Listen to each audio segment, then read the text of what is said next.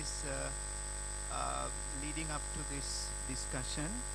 So I know the Vice Chancellor is supposed to do the welcome remarks, but because we had a discussion with the students, with the UGC chairman, that happens wherever he goes.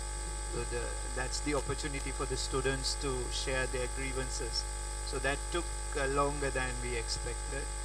And because of that, she's a little held up there, but we will go ahead with the plan. Thank you very much again, everybody who has turned up for today's discussion. And I will briefly discuss what we are trying to do here. So when we first drafted the proposal for the faculty, we realized that it's of utmost importance to have an innovation center and a place for the industry to come and join with us to do collaborative work, and then also to help students with their startup and also foster the idea of entrepreneurship. So this discussion is about that facility and what Rajarata University can offer. At the same time, from the panelists and from the audience, we expect meaningful contributions to each of the sessions or each of the topics that we cover. So we intend to cover a number of topics, including funding for such ventures, the curriculum adjustments if required. This is a long-term process, so we intend to have our first discussion today, and we will be taking up notes, and we will be collecting outcomes, and if people are willing to volunteer, we will also form the groups to look after each of these aspects, from funding to collaborations to the kind of facilitation that you expect from the university. For instance, the current system may have certain red tapes the industry may not like to have in a venture like this. So the idea is to move it to the next level and have flexibility that allows collaborations even further. For instance, if I've actually had a discussion with the secretary as well. So according to her, it's possible to make this a private company governed by a board of directors, which I think will give a certain amount of flexibility, but still keeping it within the university system. The kind of flexibility that the industry might prefer.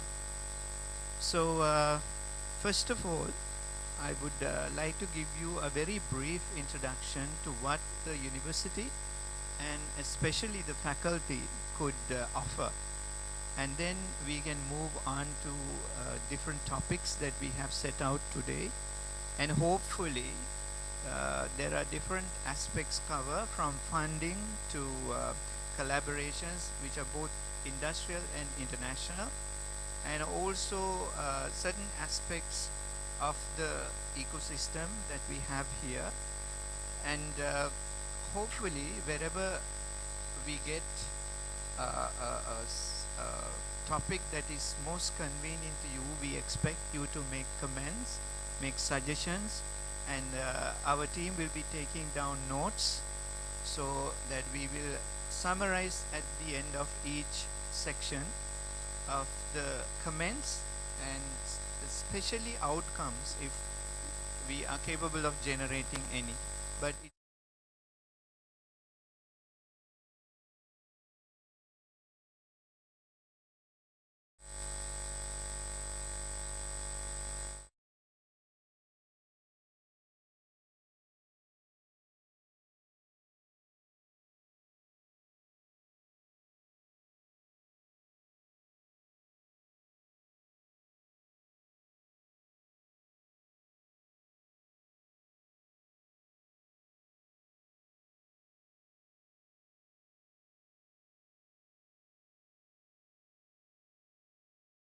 top in terms of research output according to Scimago rankings.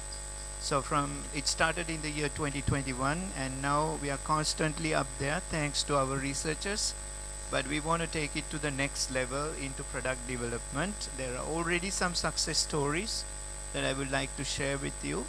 And first, let me go through these slides and give you an introduction to what Rajarata is capable of.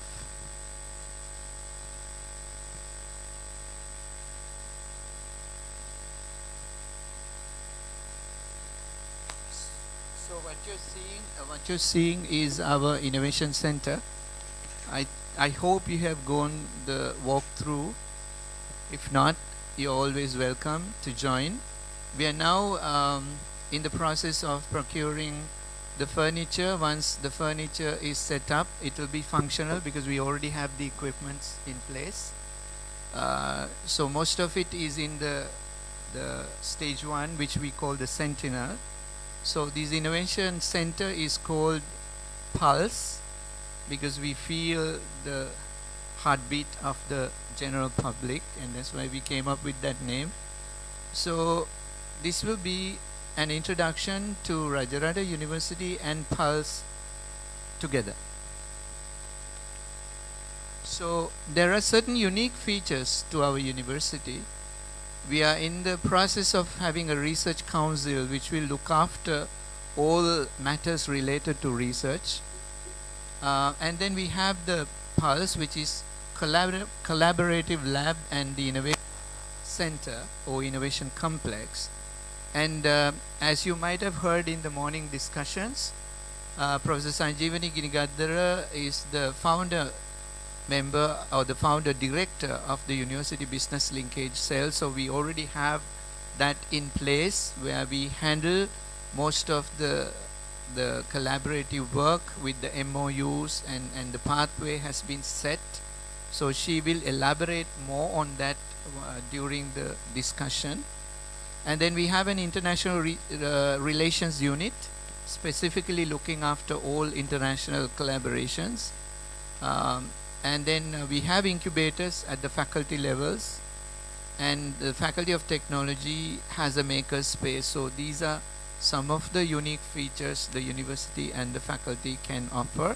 But of course there's many more that we will discuss as we go on. So already we are having a number of foreign collaborations. These are functional collaborations with specific research and development projects. For instance, we started under the ADB HRD project, we started with Michigan State.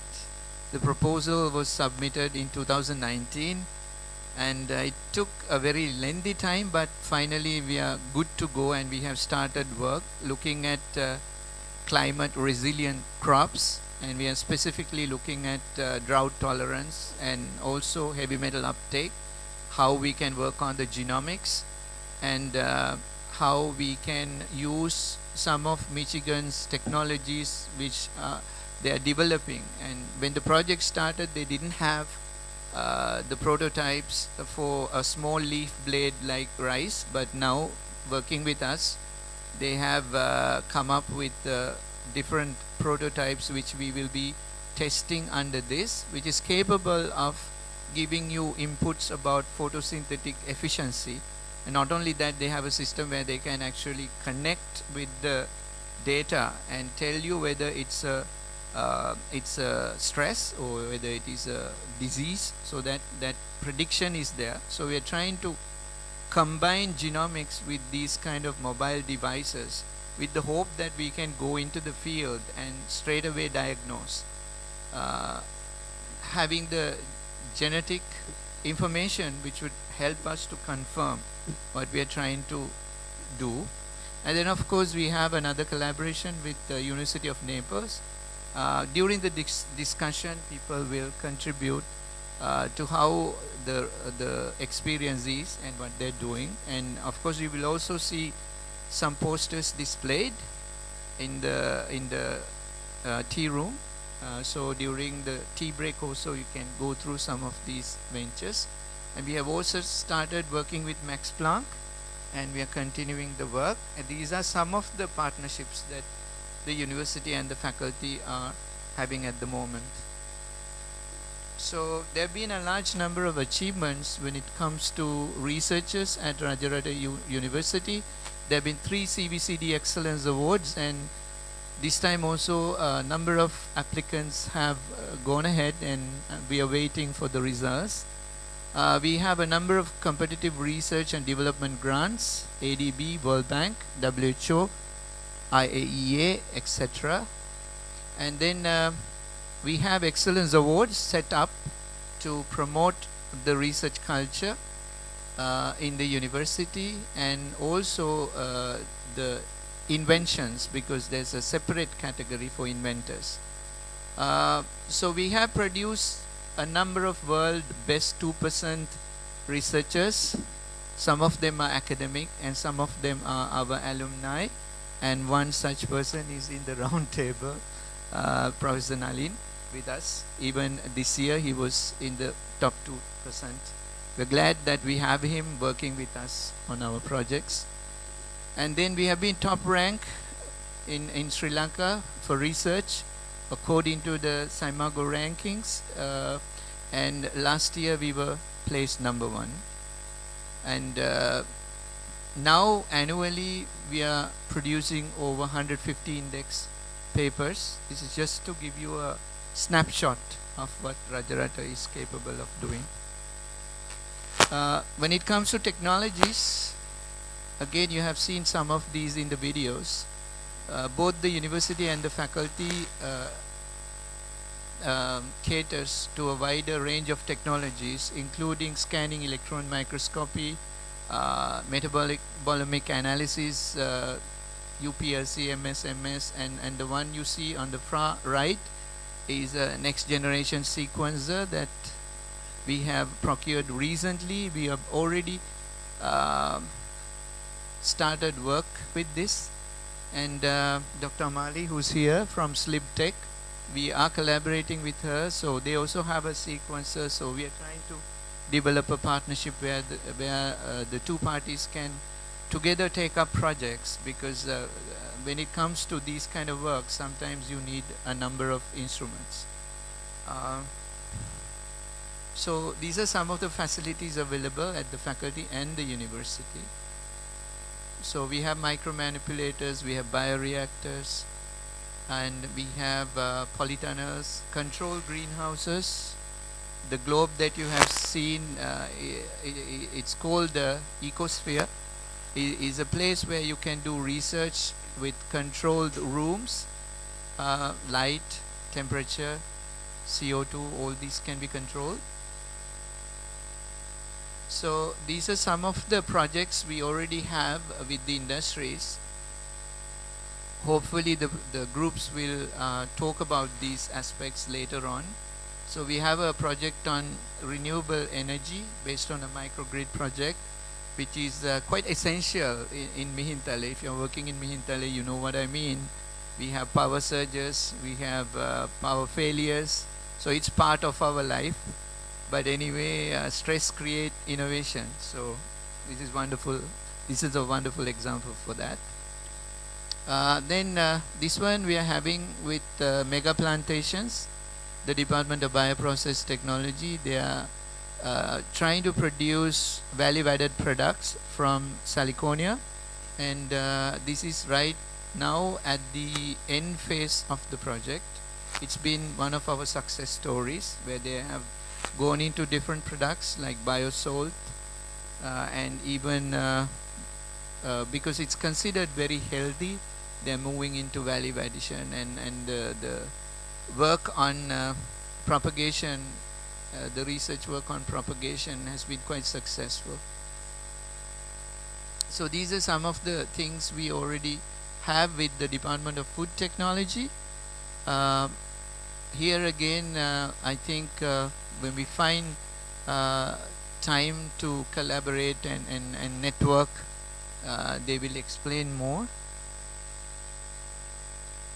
This is another project under the STHRD ADB funding. we are working on the natural products, looking at fruits and vegetables, mostly wild fruits and vegetables. And they're trying to go into not only pharmaceuticals but also into other important biomolecules. So our foreign collaborations, the Department of Electrical and Electronics Technology is having this collaboration which is connected to over 24 worldwide institutes, and they will have a lot of inputs during the discussion. So this is the one which we are having with Michigan State, where we are trying to look at two different aspects. One, the heavy metal uptake, which is a very important aspect in our region, and we are trying to see whether there's a varietal difference. And the instrument that you see was the first prototype done by Michigan State. It's called multi-spec, but now they have streamlined this, which allows the usage in narrower leaves so that you can capture a lot of data. So that project is moving on with them. And we will also look at the possibility of carrying out whole genome sequencing for some of the traditional rice varieties. And initially the idea was to do the sequencing part at MSU, but now that we have the facility, none of the material will go out from the country, so we will be doing it in-house, but we will be using their expertise and bioinformatic analysis capabilities. This is again something we can collaborate with institutes like SlipTech. The idea at the end would be to have a genomic repository which allows scientists access to work on future improvement of varieties. This one, the one we have with University of Naples, again geared towards community service and also solving problems of the fisheries community. So they're looking at various aspects, including the microplastics in the environment, the heavy metal, and also looking for indicators, bioindicators that can be used to check on the qualities.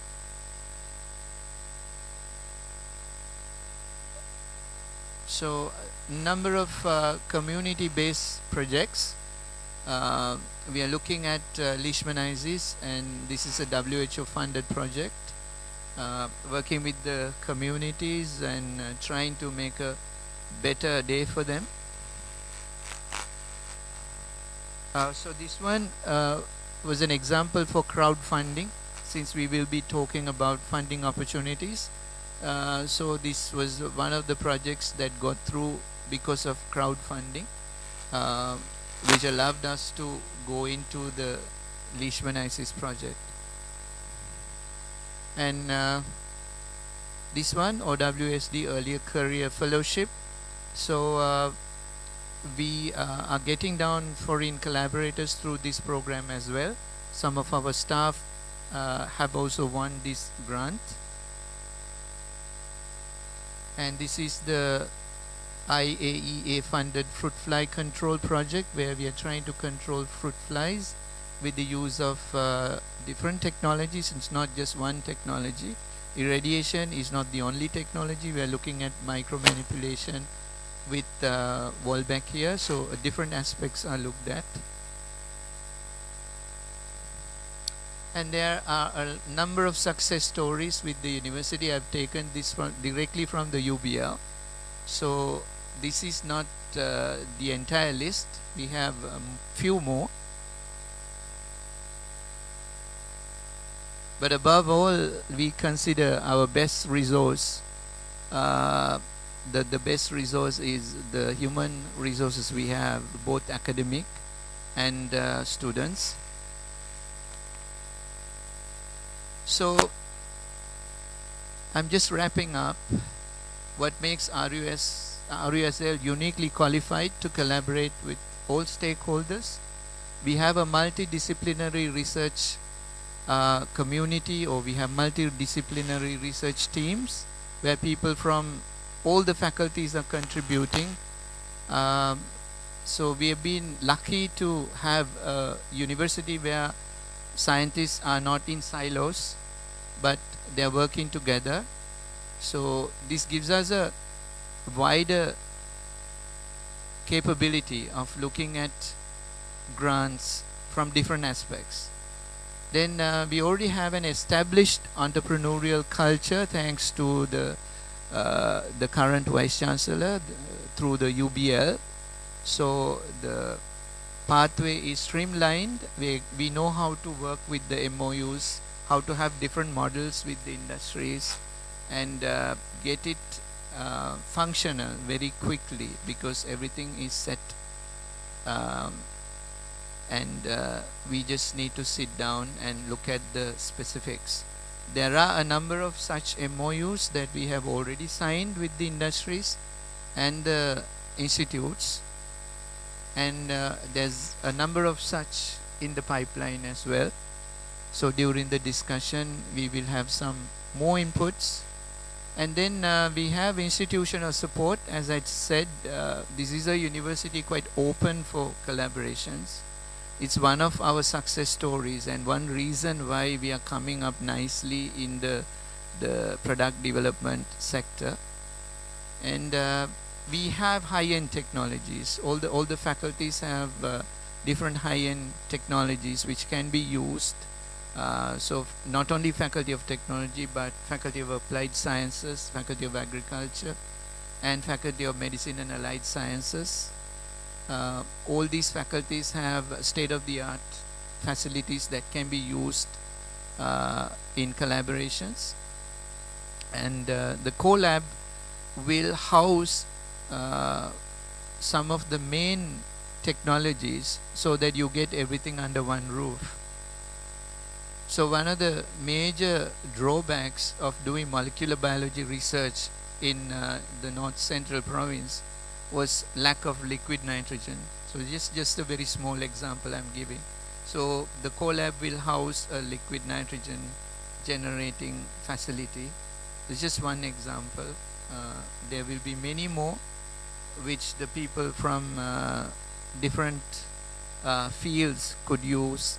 So we are looking at the materials technology as one of our strengths, and of course electrical electronics, and so we will have these updated technologies available in the innovation complex, and these are dedicated to collaborate with the industry. So already we are looking at several models where the industry could even come and be part of our curriculum, because I don't know, you might have heard about some of the instruments requiring expertise that may not be currently available in the faculty.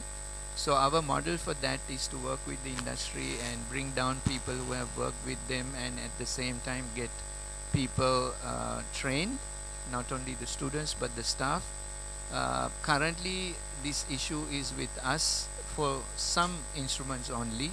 Most others, of course, we have the capabilities in the university and in the faculty. And then we provide the platform for local and foreign mentors. So this is something that is required, whether you're having a startup or whether you're having an innovation, having a setup of mentors. So this is something we are trying to do. Of course, with the help of the ADB, we are bringing in people who can join. We have already started the mentor programs of the Michigan State project. So we can bring in foreign mentors. We are also having some other collaborations as well. For instance, with currently with Wageningen, we are having interactions. It's not an MOU per se, but we are trying to get people on board to look at different projects and make themselves available as mentors. So this is something we can offer to the industry when required, because some universities would like to work online, use they like to work with groups mainly as mentors. So we have a fallback mechanism whenever we get stuck. And I do consider our unique location as a blessing. You can look at it in two different ways, but we believe we are the premier research institute in the entire North Central Province. So I feel that way we are in a unique location where we are quite close to some of the major towns. And of course there are many challenges for collaborations. Again, something that can be looked up as a strength can also be a weakness. So we are geographically, we have geographical and regional limitations. Then we also have certain tweaking that we need to do the legal and intellectual property related work. Of course, the university has a different idea and the industry has a different idea. We have faced this a couple of times working with the industry, but luckily we have had a very good collaboration with the UBL, where they were basically playing the role of the mediator, and because of that we were able to sort out issues. But this is one of the challenges that we have. And then of course limitation of funding, which is what we are trying to solve by different ways. During the discussion also we can talk about these things.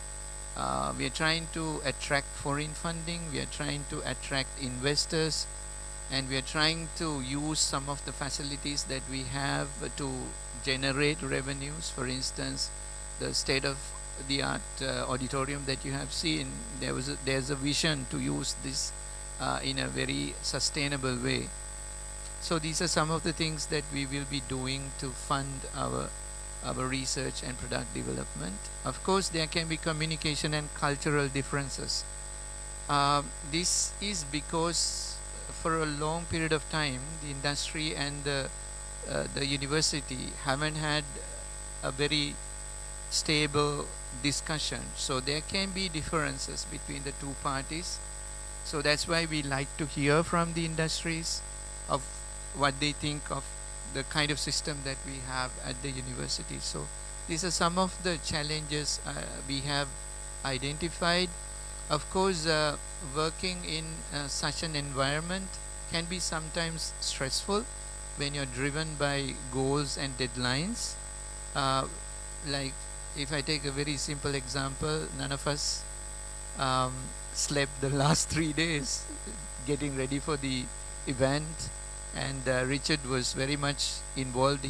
He was the moderator from the industry side, but unfortunately he got slightly sick and he couldn't come.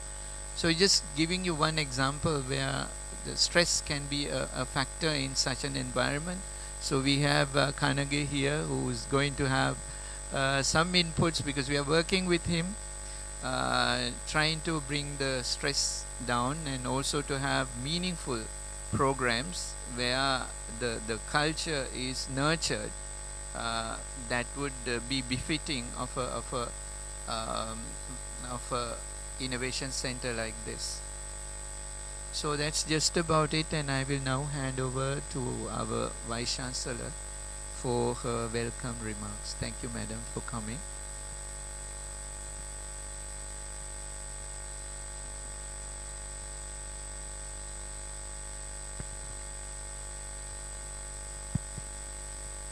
Thank you, Professor Chaturanga. Good afternoon to everyone.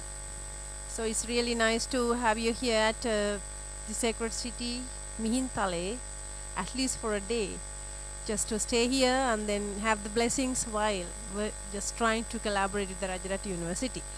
Of course, won't have a round of introduction because I cannot see exactly the name. Boss, if you're all right, can you just make a kind of a small introduction about your name, from where are you from, and then your capacities and interest? Shall we make a round of this kind of an introduction? Can I start this question? As a formality?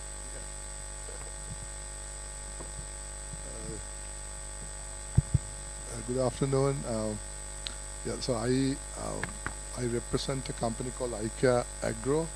It's a startup family business. We are about 1.5 years old.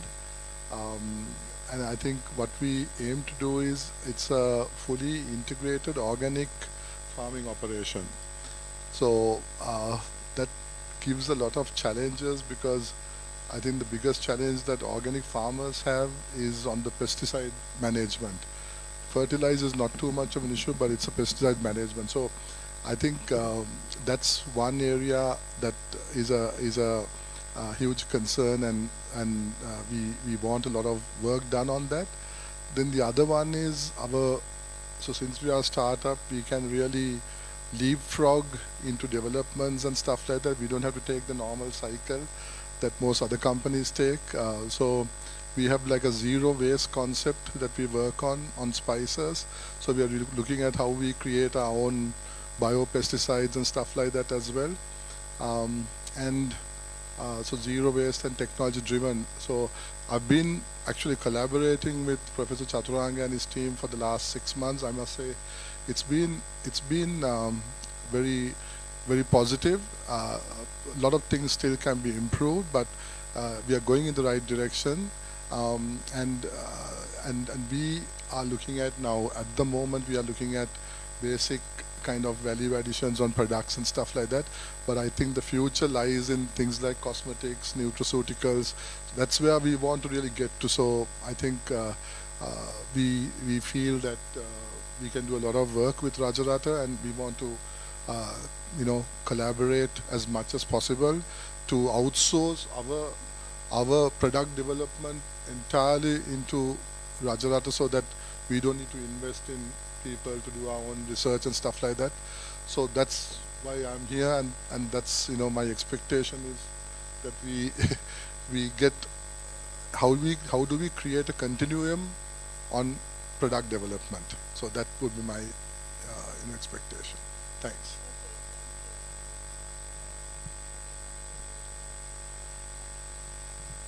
Yes, good afternoon. I'm Taka, Country Director, ADB. I spoke already, so I'm just going to pass it on to Sudesh. As I said, I'm here to listen to your insights and try to see how we can transform that into a program where we can provide knowledge and lending type of support. Thank you. Good afternoon. I'm Sudesh Nandasiri. I'm the Group Managing Director and Chairman of Ceylon Waste Management Limited and Ceylon Waste Management Refinery Limited, and founder chairman of Sri Lanka Recyclers Association as well. My sector is different, of course. If I say basically, we are extracting, otherwise refining, precious gold, silver, platinum, palladium, copper, nickel, tin type of metal by e-waste. Not only the e-waste, by the industrial sludges. Let's say, as an example, so by the process of industry, let's say industry is doing a lot of processes and they do have a wastewater treatment plant. Wastewater treatment plant is having a lot of heavy metals, which is a headache for them. Then that is the issue that they are having in their industry operation. So they do not have any option to dispose their metal. So if we get that material, so we have technology, pyrometallurgical technologies and chemical processes to extract pure gold, silver, platinum, palladium, copper, nickel, tin, and this is truly R&D process. We can extract whatever the metal, let's say the arsenic, cadmium, nickel type of metal if it is there. So we do have the technology, and which is R&D mostly involved, and we can extract. That is what we are doing. And we are currently doing, and we do export. Our market is export market 100%. Currently, the factory is operating. I could proudly say that, we can give the total solution of the entire e-waste generation of the country, like 300,000 metric tons per annum. The country is generating e-waste per annum in Sri Lanka. So we can totally absorb that entire quantity and extract gold and work with the country GDP. That's what we are doing right now. So in our process, a lot of technology. Why I am here for last 2 years period. I used to come down here and meet the faculty head and all. and I met the VC madam as well. So then why we are here, we need lot of equipments, laboratory equipments at the R&D process. We have to recognize what are the cations, anions available in the materials. So we are having our own SRF technology at our factory. We are also having the laboratory at our factory, but it is not sufficient for the operation. So we need people, we need technology, we need the R&D involvement, day-to-day operation. That's why we are here. Thank you. Good afternoon, everyone. I am Nalin Vijayawardena. As Professor Chaturanga said, I am product of Rajarata. I am proud to say that. And at the moment, I am working as a professor in Beijing University in China, and I am mainly focusing on fungi.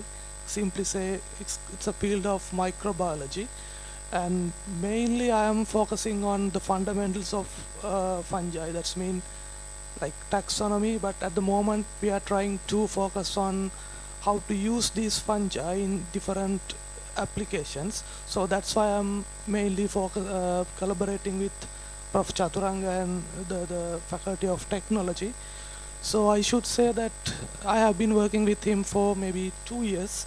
So we have done some good stuff with our research team, and we have, I think, about 6 research students in the Faculty of Technology at the moment, and we have some team in University of Colombo.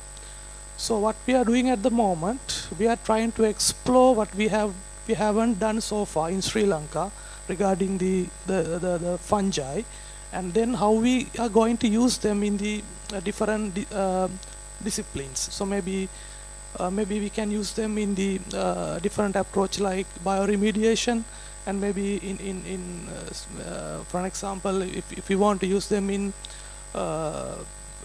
how to say solid waste management maybe. So we are trying to explore what are the new things that we can use, we can do using these fungi and other microbes that haven't been studied yet in Sri Lanka. So what I think Professor Chaturanga is expecting from me, because at the moment I'm not working in any Sri Lankan university or in a Sri Lankan research institute. So I'm working in China, and how we can collaborate in the future, and how can I help to assist to enhance the research facilities and other research, and of course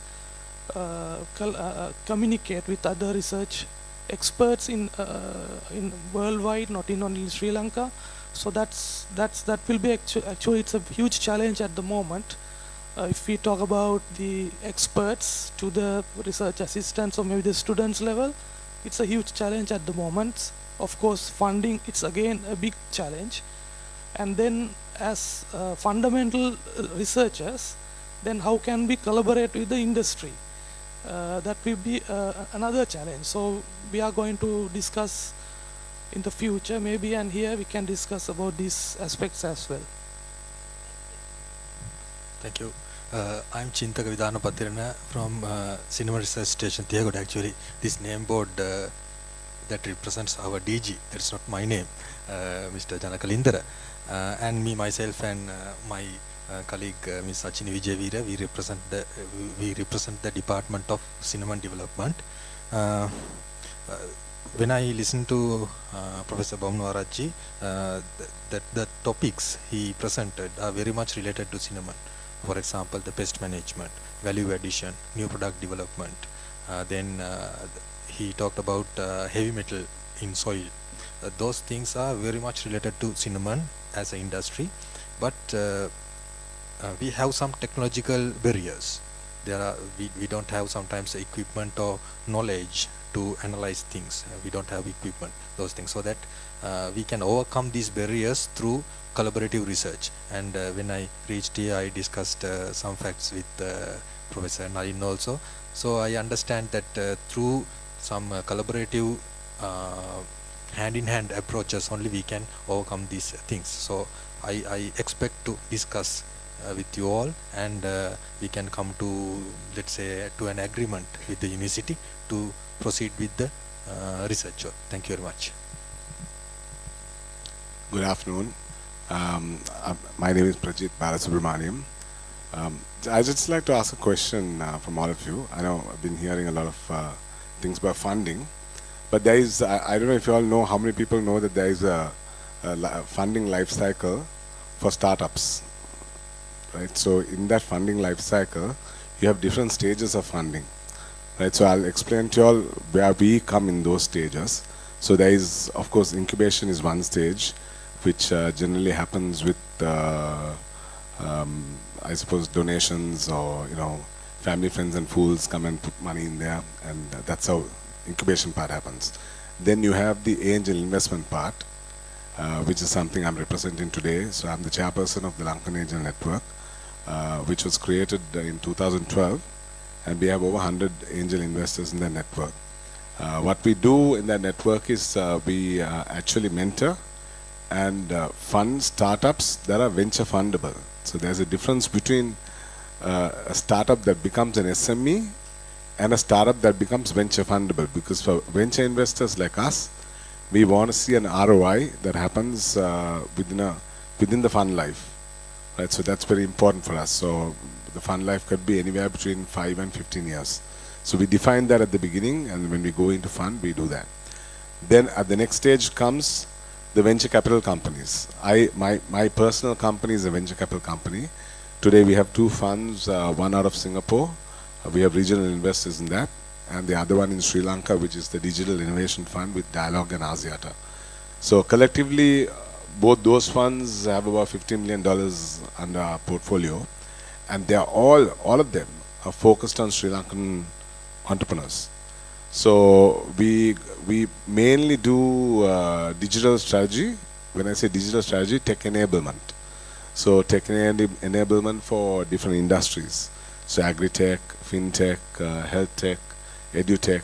So those are the type of companies we fund. But I want to just be very clear in terms of the type of funding we will do is, once a POC is done and a company is set up, we will go in as angel investors or venture capital. We'll take an equity in that company, so maybe 10, 5, 10, 15%, and then we will mentor them until our exit period. The Lankan Angel Network also has another arm, which does a lot of mentoring, and I'm also here because of that, to see how we can actually help develop entrepreneurship with the universities. We have done this with Morato University. We've done this with Jaffna University. We've been instrumental with YGC from day one. We've been creating that ecosystem in Jaffna from day one. Morato University, we've funded a lot of companies there. We've had about 5 startups from the Morato University graduates as well. Even as last week, we've been mentoring a few students, final year students from there. So I hope to see how we can collaborate with the university here, and see how we can that can evolve further. Thank you.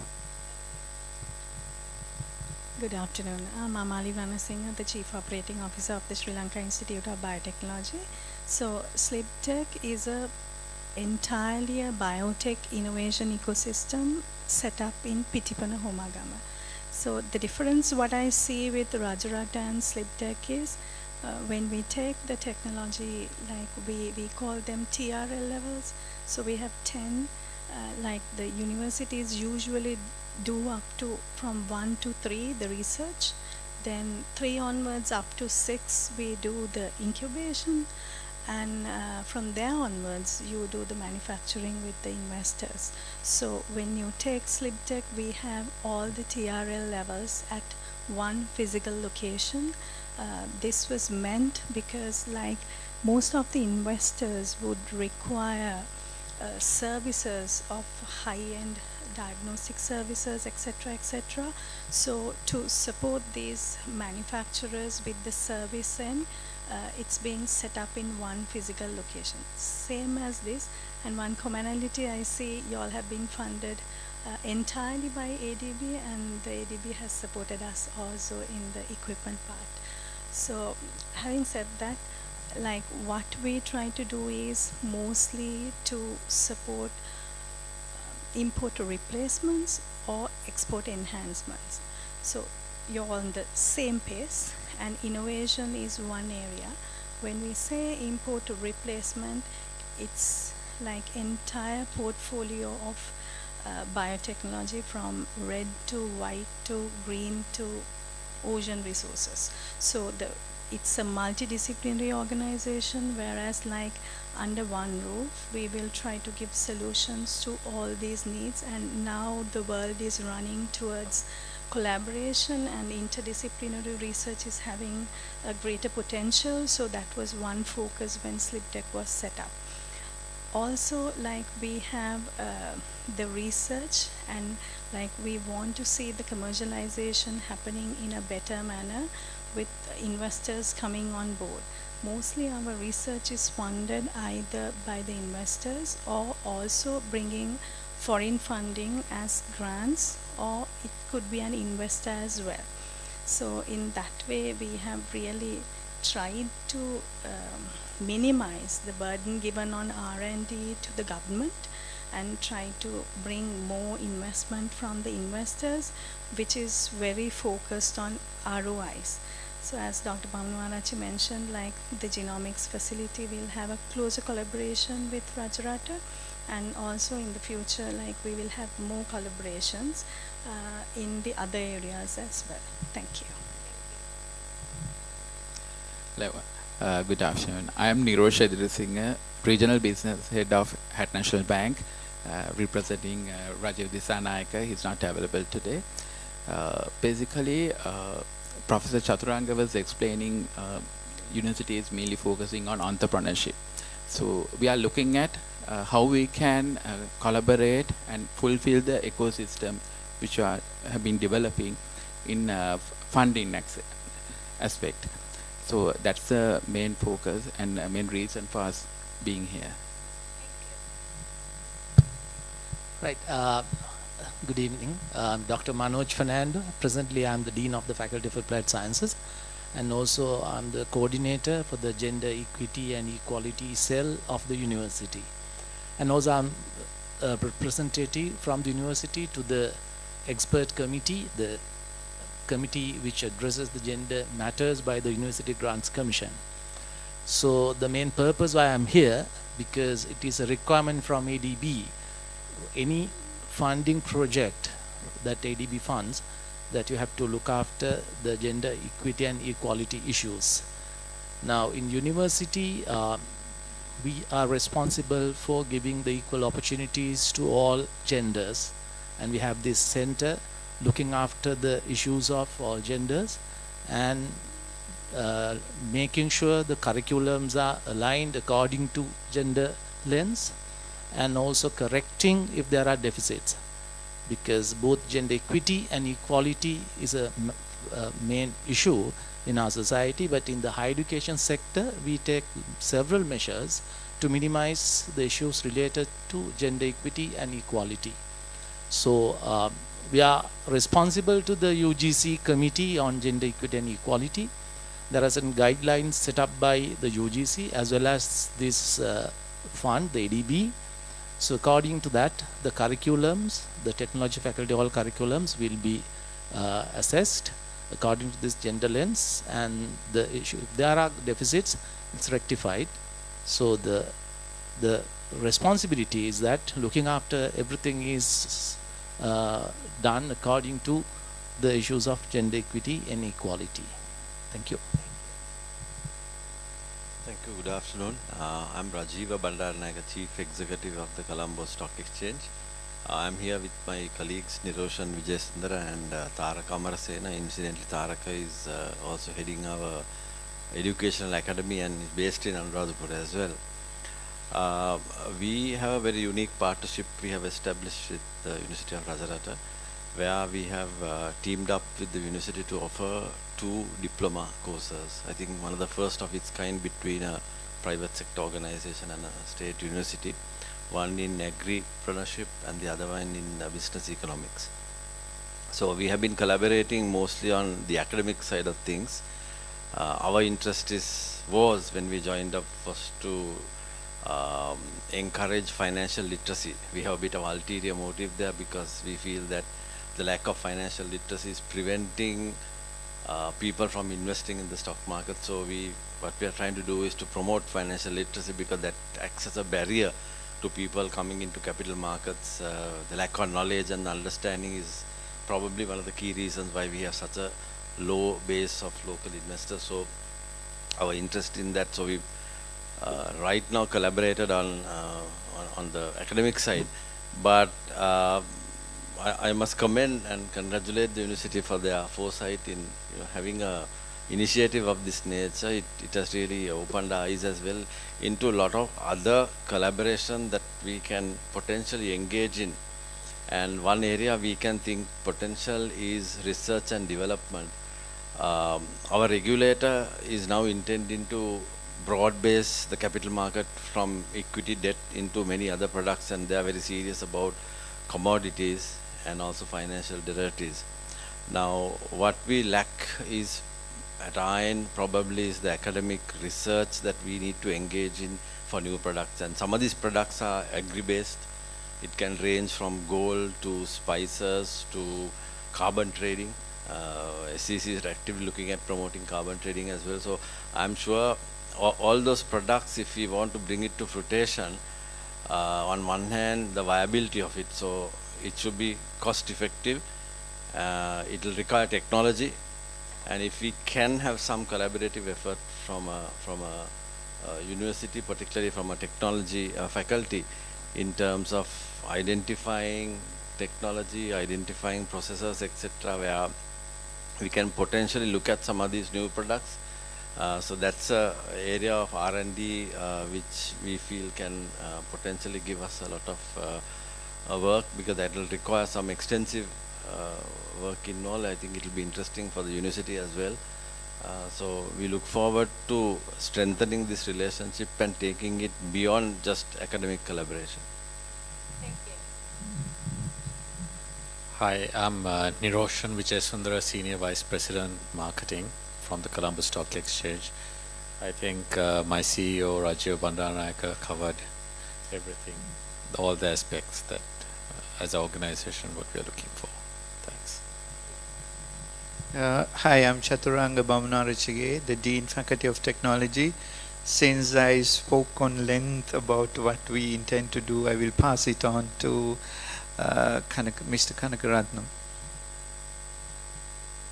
Alagan Kanagaratnam is my name. Call me Kanagi. And I'm just 30 years old, but I've got 46 years of experience in aviation. So when I saw Professor Chaturanga's slides presentation, I thought I'm in the wrong place today. Okay. However it is, I spent 30 years with Emirates and developed the organization to become what it is today through people development. So people development is very, very close to my heart, because one of the things that I look at youth today is how well are they ready to work, because my experience, which I will get to share with you later on, we saw lots of Sri Lankans who with good qualification, they are not able to, they were not work ready. So therefore, in my career of with Emirates, recruiting about 3,000 odd people, only 2 Sri Lankans got selected. So that is bad news. However it is, listening to you today, I hear lots of good news coming out of Rajarata. So my passion is to see how I can develop the faculty, how I can develop the youth to become more work ready and to become more worthy citizens, and then also work with the women empowerment part of it. Because most of the places where we worked, we looked at how do we make the women become entrepreneurs. We did a project in Colombo called We Build Colombo Together. From that, as well as my experience with Emirates and various other places, I'll be able to bring into this place. And also I'm the head of Art of Living in Sri Lanka, and I'll be able to help all of you. Professor said, it is a stressful world, stressful period that you went through, and goals oriented and meeting various deadlines. I can help you in terms of helping you with breathing better and to reduce all your stresses. I can do that to everybody in the room because I believe every one of you is breathing at this moment. Okay, thank you, and over to you.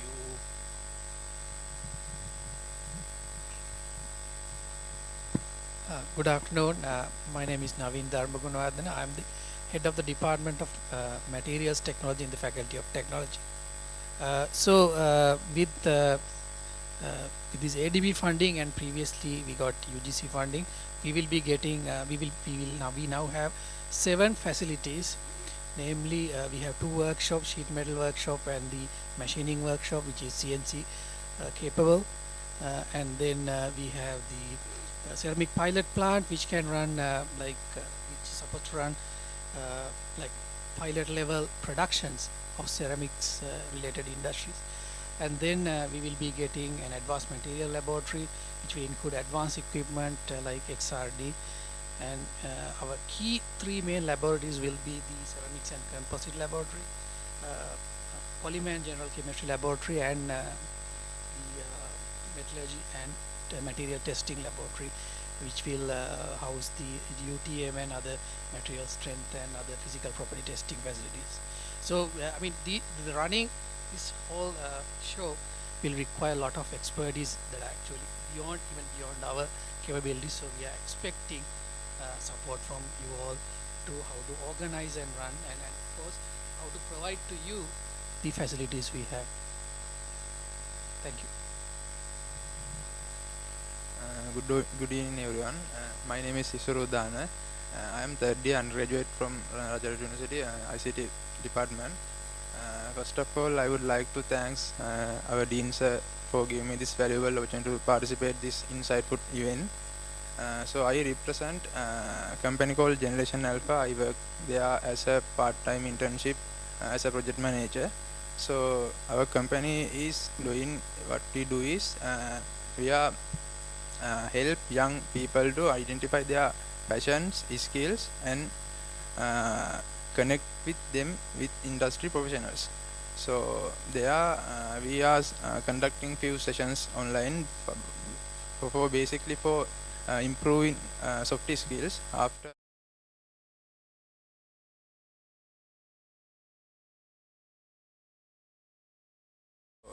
After session series, they will have to collaborate with those projects and get exposure with industries.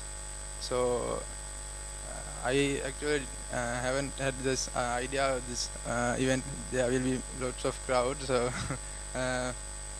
hopefully I would like to talk about what are the lack of skills in undergraduates. There are so many lack of skills in university level. So hopefully I would like to talk about the what we need to improve in the university students' skills. Thank you. Hi, my name is Nadinath Nillegoda. I'm a bit of an outsider to the Sri Lankan academic landscape because I did all my studies in the United States, and then I held academic positions in Germany, Australia, and now I'm in the middle of taking a professorship in Japan at Keio University. So my work revolves around stress, actually, since we are talking about stress. But it's a different kind of stress. It's a proteotoxic stress. So my expertise is in proteostasis, and I'm a basic scientist, but our work has a lot of translational value. We are in the middle of developing an application for xenotransplantation, and then I met Professor Bamunuarachi and Dr. Soiza, and now we are in the discussion of applying what we discovered to fight global warming. We have an application that we want to bring in and see if we can employ that in coral to see if we can prevent coral bleaching due to thermal stress. So that's what we are planning to do. Good afternoon all. I am Kasun Gamage, working as a lecturer attached to the Materials Technology Department in Rajarata University. Currently I am serving as the UBL coordinator in Faculty of Technology. So in there what we do is that basically we communicate the funding opportunities to staff members who are providing the grants to do their research. And also that we are communicating the patent applications to the UBL, the staff members who are applying for the patent applications, and also if some students want to have their startup, we communicate that detail also to the UBL. And other thing is that finally that if some staff member or a student want to commercialize their product to the industry, we communicate that information to the UBL. So that is what basically the UBL coordinator myself is doing to the university as the UBL coordinator. Thank you. Good afternoon everyone. I'm Dr. Heshani Ratnayaka, a lecturer attached to the Department of Food Technology. So I'm joining here today as the faculty coordinator of our faculty business incubation cell. So first of all, I will give a brief introduction what is our business incubation cell. So you know our faculty is equipped with students talented in many areas: electrical and electronics and materials, food technology, ICT, bioprocess. So in all areas they have many talents and they have many business ideas and startups. So here in business incubation cell, we encourage these students for startups and we guide them for their own businesses. So that's what we do as a business incubation cell. Thank you. Hello, good evening everyone. I am sole proprietor representing Ceylon Herbers. I am the one who I am working with the UBL, developing with banana powder. With Dr. Heshani, we are developing 2 products based on banana powder, and now the product is yet to come. So we are hoping. My company is hoping to do in a large scale.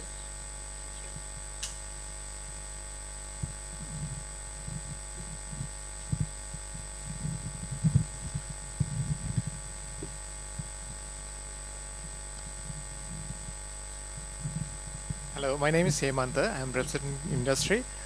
Basically, we are $150 million company, and I am the happiest one to see this faculty here because we have 5 factories in Damulla, and basically I just want to highlight some important things that we do.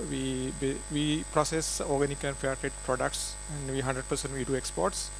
And to highlight the importance of having RUSL such faculty here is that normally in a year we spend about 5 million for analysis, right? And basically for the residue analysis.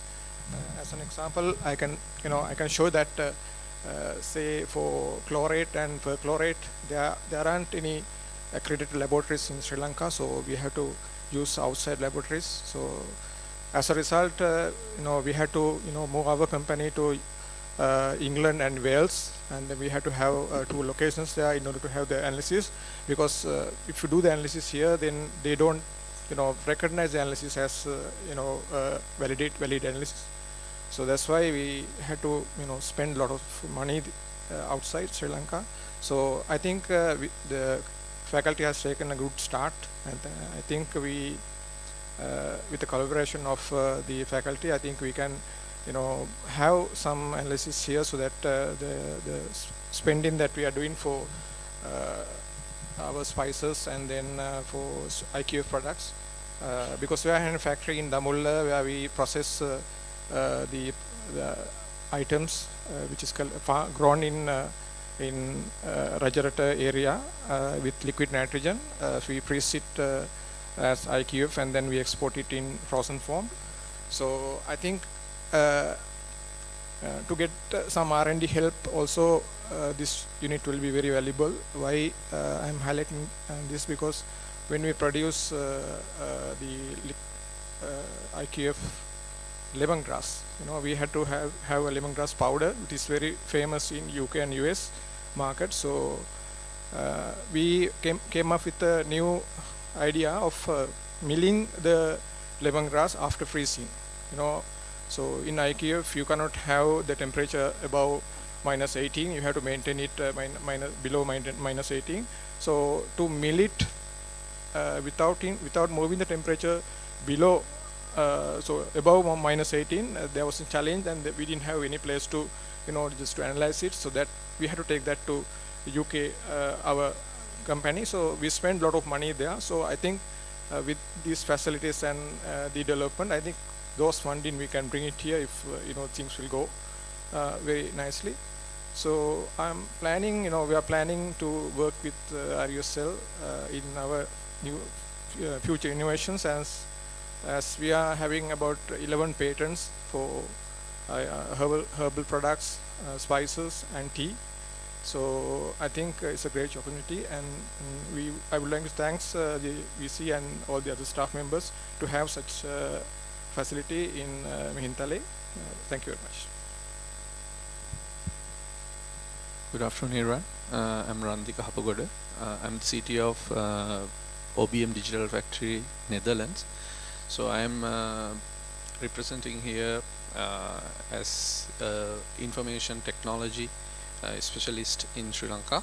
So talking about OBM Digital Factory, we have specialties in web, mobile and ERP systems. And since we are moving ahead with new era of AI, that means artificial intelligence, its moderation and its security, we are focusing on those kind of researchers as well. So apart from that, we are focusing on cybersecurity. So how we can take cybersecurity to protect our systems, and how we can protect our applications and data. So what's the collaborations that we are trying to go ahead with Faculty of Technology? As you might know, information technology is key part of anything right now, and we are trying to give trainings, certifications and industrial exposure for the ICT students that is within the faculty. Thank you very much. Good afternoon. My name is Subodh Charles. I come here wearing two hats, one of an academic. I'm a senior lecturer at the University of Morator, and I'm also an entrepreneur. Professor Bamunwarachige, during his presentation, mentioned about the development of a renewable energy microgrid. So I represent the company that is the industry partner for that particular project. We've been in the Sri Lankan energy sector for the last 12 plus years, from 2012.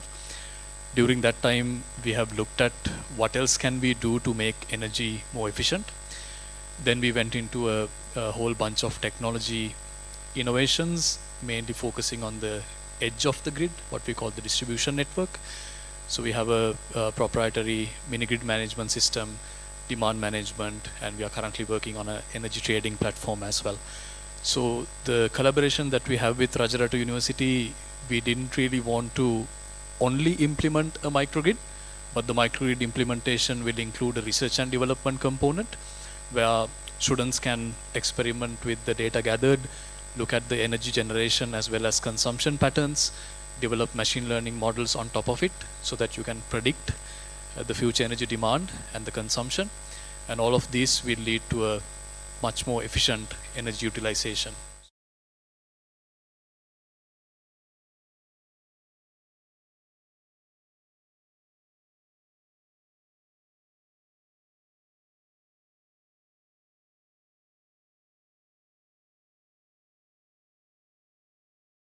Here at Rajarata University.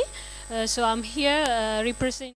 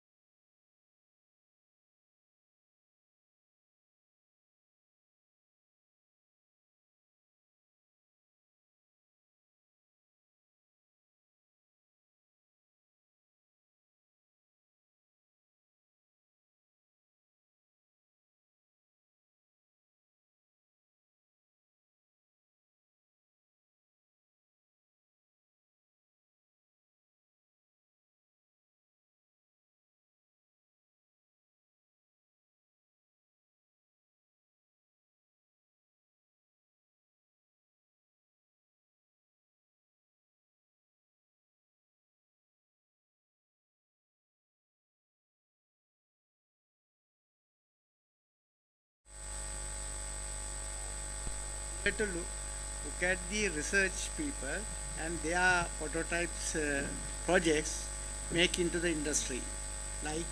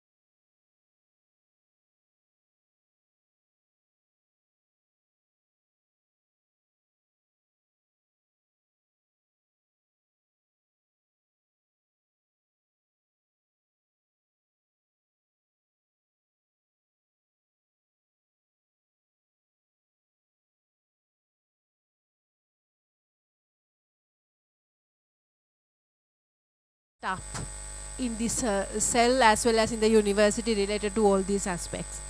So all the guidelines have been prepared, the MOUs and then all the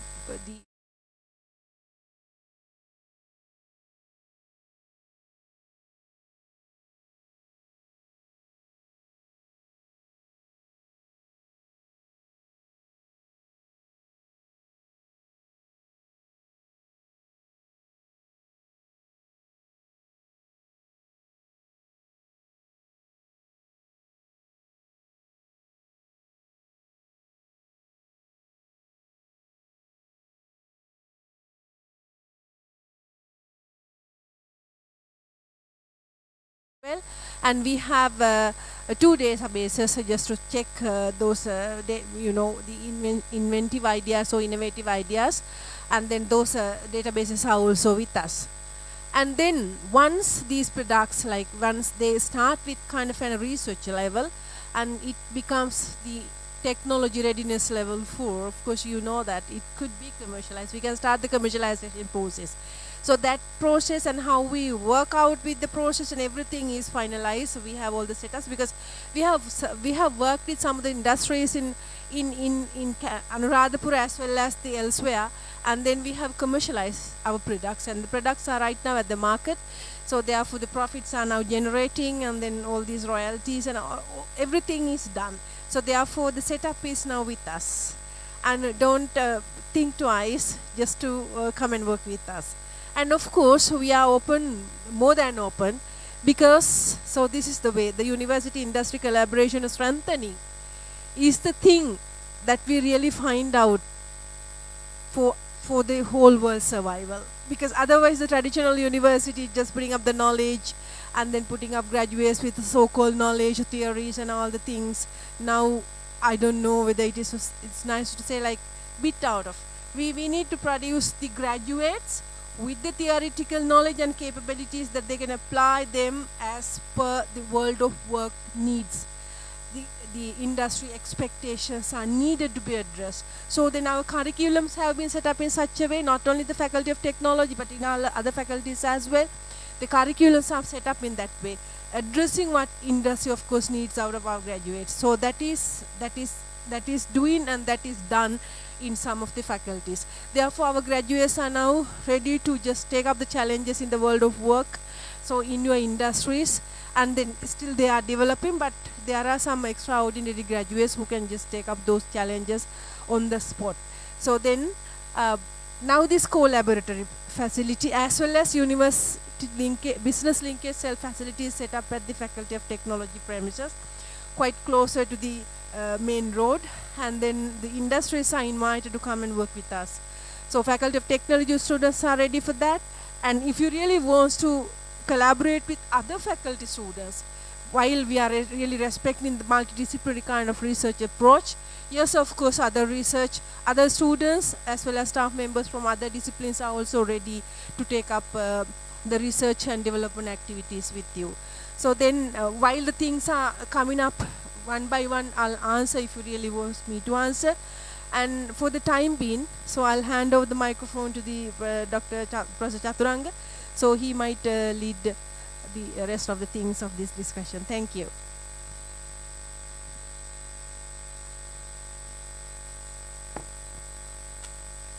Thank you, madam, and thank you everybody for those nice introductions, so that we are familiar with you now to a certain extent. So right at the beginning, we had an issue, but now we are trying to manage with it, because there were supposed to be 2 moderators for the event, and then the other issue was the delay that occurred because of a discussion that we had to urgently take. So we are now combining the discussion topics with the open Q&A. So we will go into these discussion topics, and anyone in the audience, if they feel like contributing or asking questions or getting clarifications, they can join in. And we will roughly spend about 15 minutes on each of these topics. And we're more than happy to invite all of you to make contributions. Discuss how you perceive these different topics, and then we can have a look at what you expect from us, and we can also divulge what we are capable of offering you. So the idea at the end of each session to have a summary, so they're taking notes. So there will be a summary, and we can also look at outcomes if they are generated. They can also be intermediate outcomes which we can work on. And once we finish these subtopics, what we will do is we will make our action plan. And if you are willing to join with us, we can involve you in the process. So it's a long-term process where you will have the ownership of these different aspects, and you will be joining different groups, and we will maintain contact, and together we can develop the model which is suitable for the industry, which can also be of help not only to the academics but to the neighboring communities as well, because we believe in the community aspect as well. One of the reasons we have invited Carnegie is to have that kind of an aspect, because they are helping out different communities and doing empowerment. So it's part of our mandate. So we will look at these different subtopics which are now displayed and roughly spend about 15 minutes. So if anyone wants to contribute, or if they want any clarification from our side, or anything that they think the university system is lacking, we're more than happy to take these notes down. So we would start with developing collaborations or partnerships. So that's the first subtopic. And there are different kinds of partnerships, as we have been hearing from everybody. So this can be curriculum related partnerships, or this can be research related partnerships, or product development, or these can also be related to funding. So there are different aspects to partnerships, and I open the floor, and hopefully we can spend some time on this and look at the aspects that you want us to cover, and at the end look at what are the outcomes that we can come up with. So we are basically thinking of how to have these partnerships in a meaningful way, and as a faculty we intend to use some of this in our career guidance, some of this in our curricula, and some of it to generate industrial placements also. So you can join in any way you feel comfortable, but in order to keep to time, we will roughly spend about 15 minutes, and once we are nearing the 15 minutes, we will move on to the next topic, but doesn't mean that it ends there. You can always give us the feedback if you feel that there was much that you could have contributed. We will always take down notes, and then as I said, we have all the contact details, so I would like to have the contact details of some of the people in the audience as well, so that we can keep working with you. So that's the whole idea, and the floor is open, and the first one is building partnerships. So there are different types with the industry, with institutes, with other educational institutes. So let's look at these aspects, and I open the floor for the discussion, and the Q&A is also connected to this.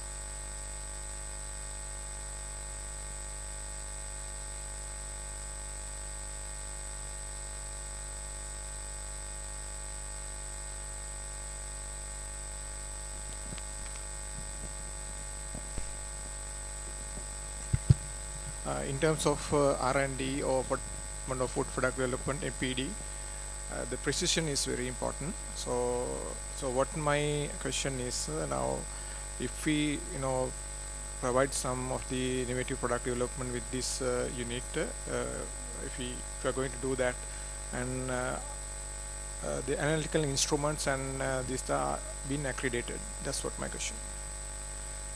What is the plan of getting this analysis and equipment accredited? So because that will guarantee some sort of precision.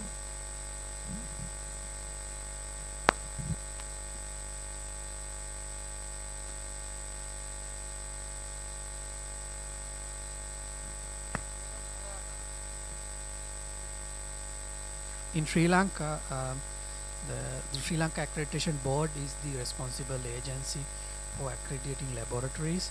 So they have a set guidelines for different kinds. In our case, like we plan to implement their guidelines initially for the laboratories, and they specify what are the minimum qualifications of, for an example, the consultant or the person taking the readings from the instrument, etc., and how to manage the laboratory, how to calibrate, keep records of calibrating the instrument, which is very important. And another important aspect is we have to keep records of whether we are checking our instrument against like calibration standards, which are verified internationally. So there are several institutions like SLSI, ITI that provide such standards. So we have to keep them and actually calibrate our instruments against them.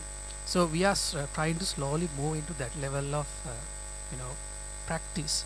So basically what you basically need is, if you're reading, if you're whatever the analytical report is legally challenged, you should be able to, as the service providing agency, we have to defend it. We have to help the client defend the whatever the outcome that was in the analysis report. So that is actually comes from the SLAB guidelines. So we are actually planning to implement it. It's a very difficult task, but we are going to implement that step by step.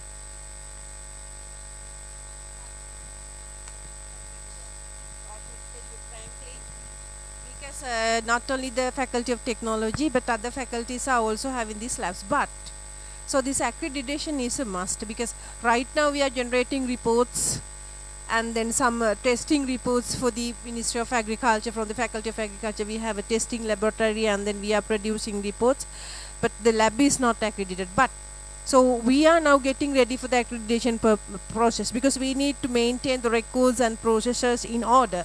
Then only we can apply. Otherwise, we might fail on the very first step.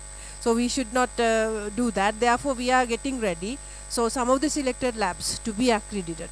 So technology laboratories are also in that. Like, we are getting ready for the purpose.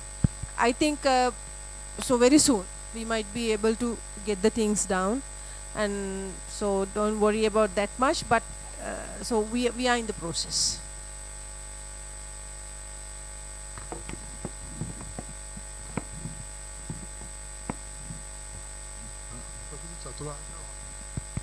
On the building partnerships part, now, so you mentioned about there are different aspects of partnership. It will be with the industry, with the community, with the students, with other research agencies. Have you guys thought about kind of a conduit kind of structure so that everything comes through one source, or how are you all structurally trying to make it more efficient? That's my question. Because a UBL might look at the business aspect of it, but how do you create that whole ecosystem within the university to enable that?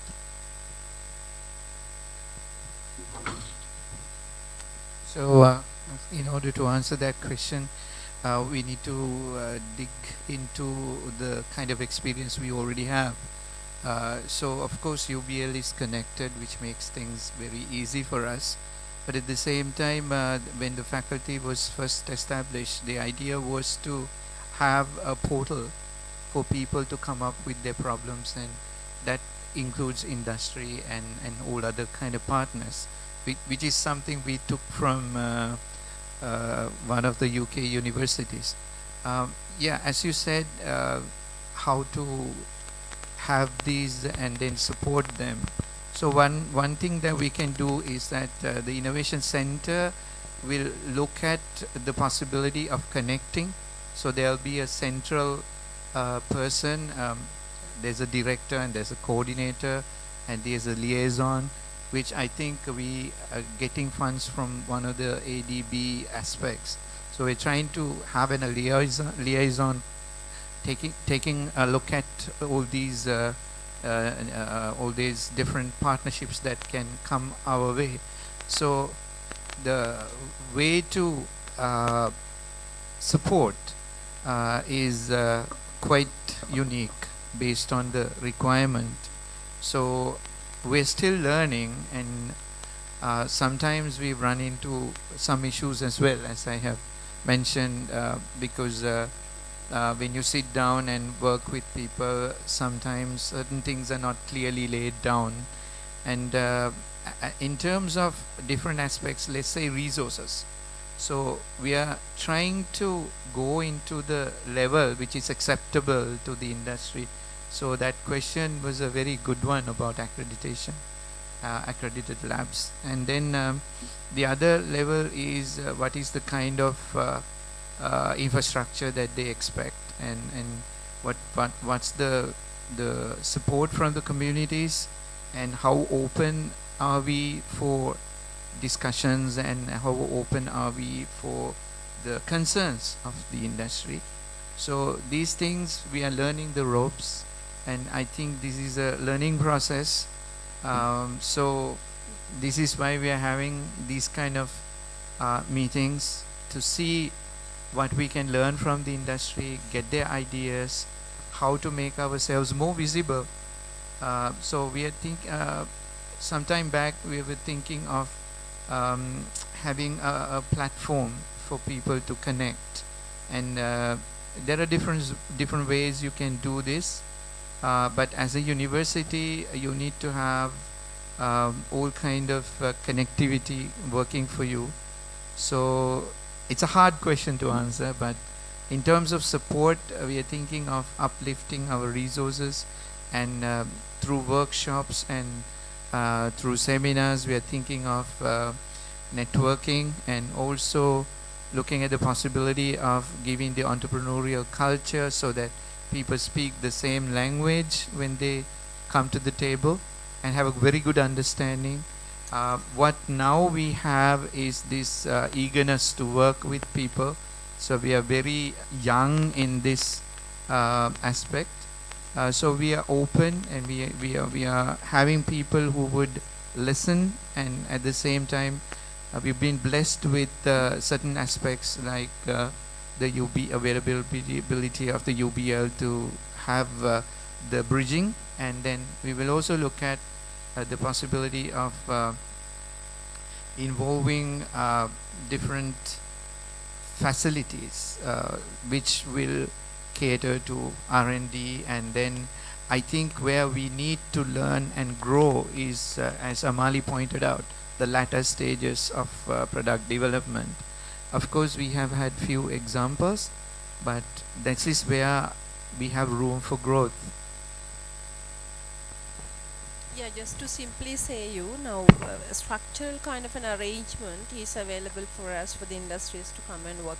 Like we can provide our own interns per se, like you can just get them involved in your research, and then you can have your own permitted personalities in our laboratory. So that is the beauty of this thing. Like otherwise the industry didn't come into the university premises and work. No, that was not there. That is only the academia, and that is only the students who did the research in the university premises. Now with the co-laboratory concept, so the research can have their own the collaborators. Of course we need to go through kind of an agreement process for this. Like once that is done, so you can have some limited and accepted and known set of people and work with our own interns, the Faculty of Technology interns, to work with for the research and development activities. Things are anyway just aligning and getting the things down, because as he said, we are quite new and then young for this concept, not like Morotua, but the Rajarata we need to work out more, and then things are in order, like the putting the things in order, and we might get the approval for this process, and I will inform you. So anyway, we are much positive, and then we don't have any objection from any party. The thing is that putting all the things in order and get the approval from our council level, and then go for the process. So, the topic is building partnerships. So the question was accreditation. So accreditation is a big issue. So why we are going to, private sector is going for the partnerships once, only they are going for the partnerships once they can't do that, the task alone. So the same way, the industry is from Colombo, far away from Colombo, to come down here in Rajarata. It's not a far, with comparing to the geographically, we are talking about Sri Lanka. So if you go to the India, or let's say the Pakistan, you may have to drive like 20 hours, 15 hours to reach the industries. I don't think that with the infrastructure was properly developed. So let's say the industries are coming to Colombo, to Rajarata, to Mihintale, to develop a partnership, because industry doesn't have many the resources. Here we do have the resources. The issue is accreditation. So why don't we think about the partnership? Maybe as a state, the institute, you may have to address for the stake, the different interest of the stakeholders, but to establish this process in a fast track. So building a partnership for the accreditation and run the laboratories, maintenance, and get the intellectuals, and university students only, they get their the understanding about the industrial needs, and they will be ready to serve to the industries. So the partnership would be a best option.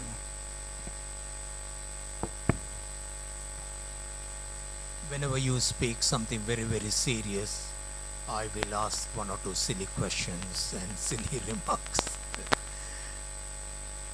We are talking about Rajarata University. The Faculty of Technology does not belong to Rajarata University. The Faculty of Technology belongs to Rajarata. So therefore, you will be partnering with every other faculty over here. So because you are the bridging personnel with all the other faculties in the Rajarata University. That is one. The other one is the partnership that we are talking about. We are talking about partnership at a different level over here. I'm looking at the partnership with the community. What is the partnership that we are ready to build with the community of Rajarata?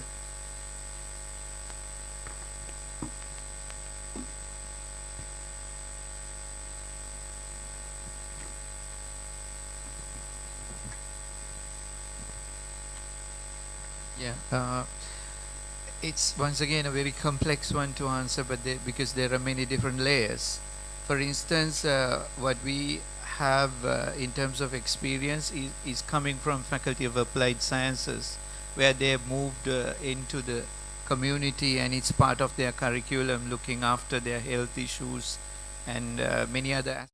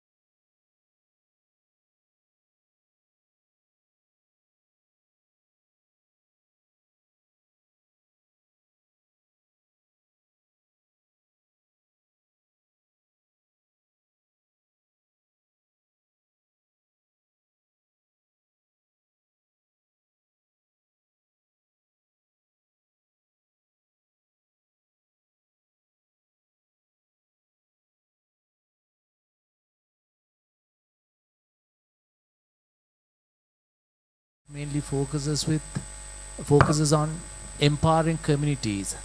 Now, if you look at Rajarata, the Rajarata community, it's a mixture, but at the same time, it's evolving very fast. In one side, you have socio-economically deprived people, literacy level compared to areas, developed cities.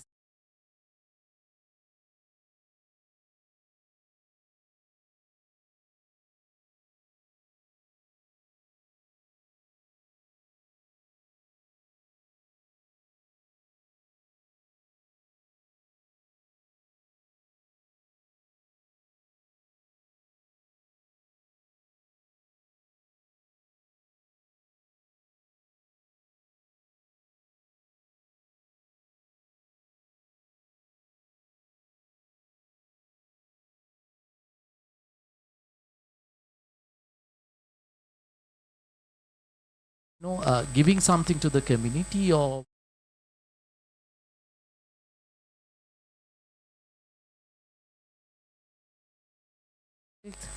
but this new approach which realize that ultimate empowerment is the solution for people even to deal with various other problems that they are going to face in the future.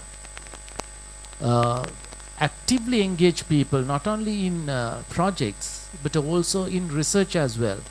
Now both medical faculty as well as the applied science faculty, we are working with the King's College London, where they have introduced this new approach called PPIE, Patient Public Partnership Interventions, where you participate the lay community in research as well. If you take a research project, usually the traditional approach is the researcher, the scientist, develop the proposal, looking at the scientific aspect of it.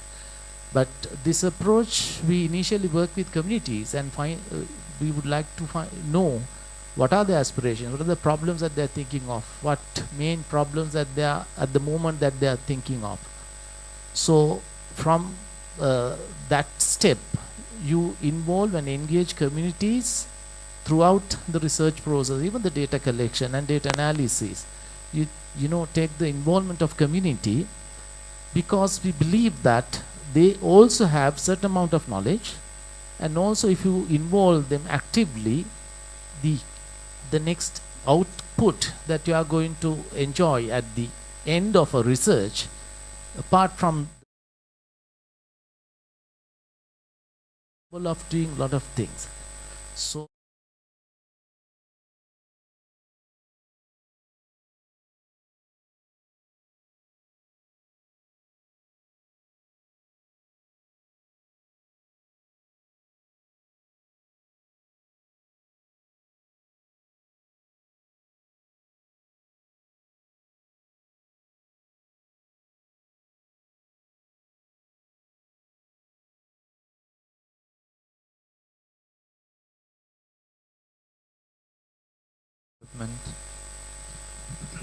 Yeah, it's actually I think it's a very good question, and we have to understand our responsibilities as, I mean, as the technology faculty, maybe science faculty or applied science faculty.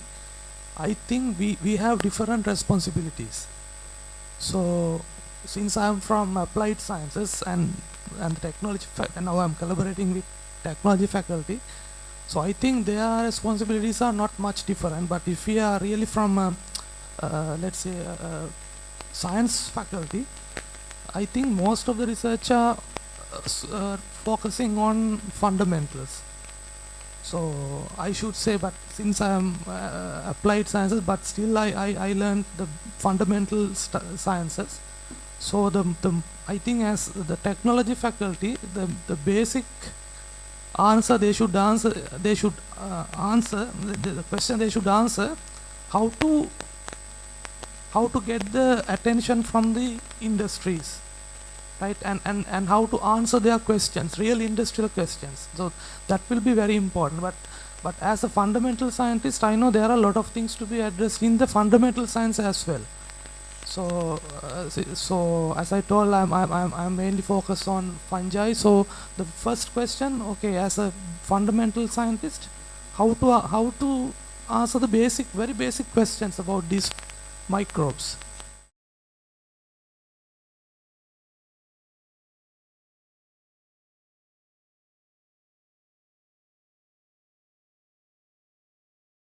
So agriculture pathologists. So then we have to have a good partnership with some fundamental mycologists or fungal experts from the other from other countries. So if we don't have good partnership, especially for research sector, so we will be in trouble, because this research field is evolving very fast. It's very fast, especially in this I think we have some good molecular biologists here. So even Professor Chaturanga, sir, you are good in molecular biologists, so you know how the field is evolving. So sadly, most of the universities still we are teaching the students very old science. So then how we should have a good partnership with some experts, and of course with some I cannot say experts, maybe they are very good field biologists. So I think Professor Chaturanga at the moment have good collaborations with some state universities and as well as our universities in China. So we know how we should address this question, how we should build stronger partnership, and of course the people with open mind to evolve. That's very important. Otherwise still we will teach the students some old science and we don't know how to answer the real industrial problems. That will be a huge problem. So I think the very important thing is when you build partnership, you have to screen the real partners. It will be very important in the future. So otherwise you can end up with some unwanted problems, I should say, because if you cannot answer the real question from the industry, I think it's a big problem. So as a technology and even the applied sciences faculties, it will be a huge challenge. That will be very important. I agree with Nalin, and during my visits to local universities, this is something that I constantly see, that we are not getting updated.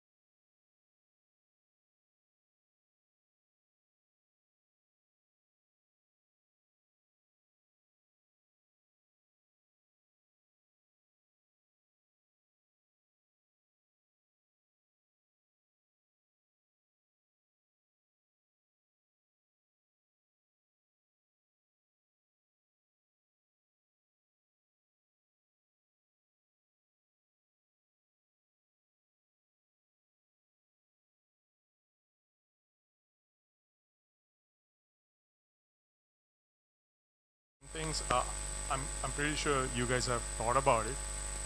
Perhaps you can elaborate on what kind of procedures are in place to make this kind of connection, this kind of partnership more easy. Thank you, Nadinath. Of course, what we normally do is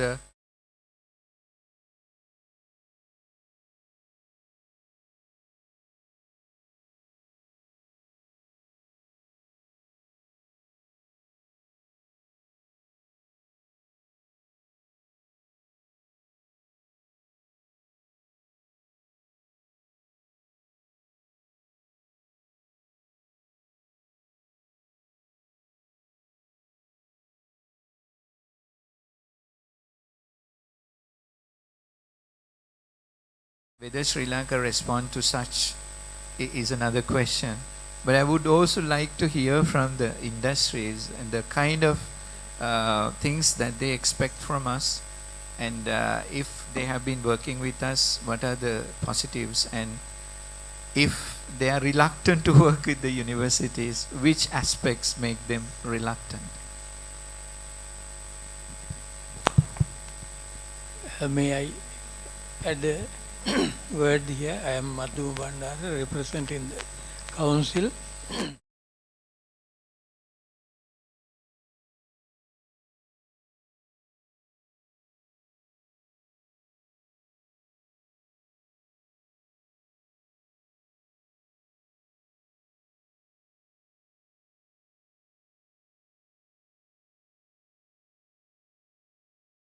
To see a different technology faculty here when you compare with the technology faculty in Kelaniya and so on, or a technology faculty in another country.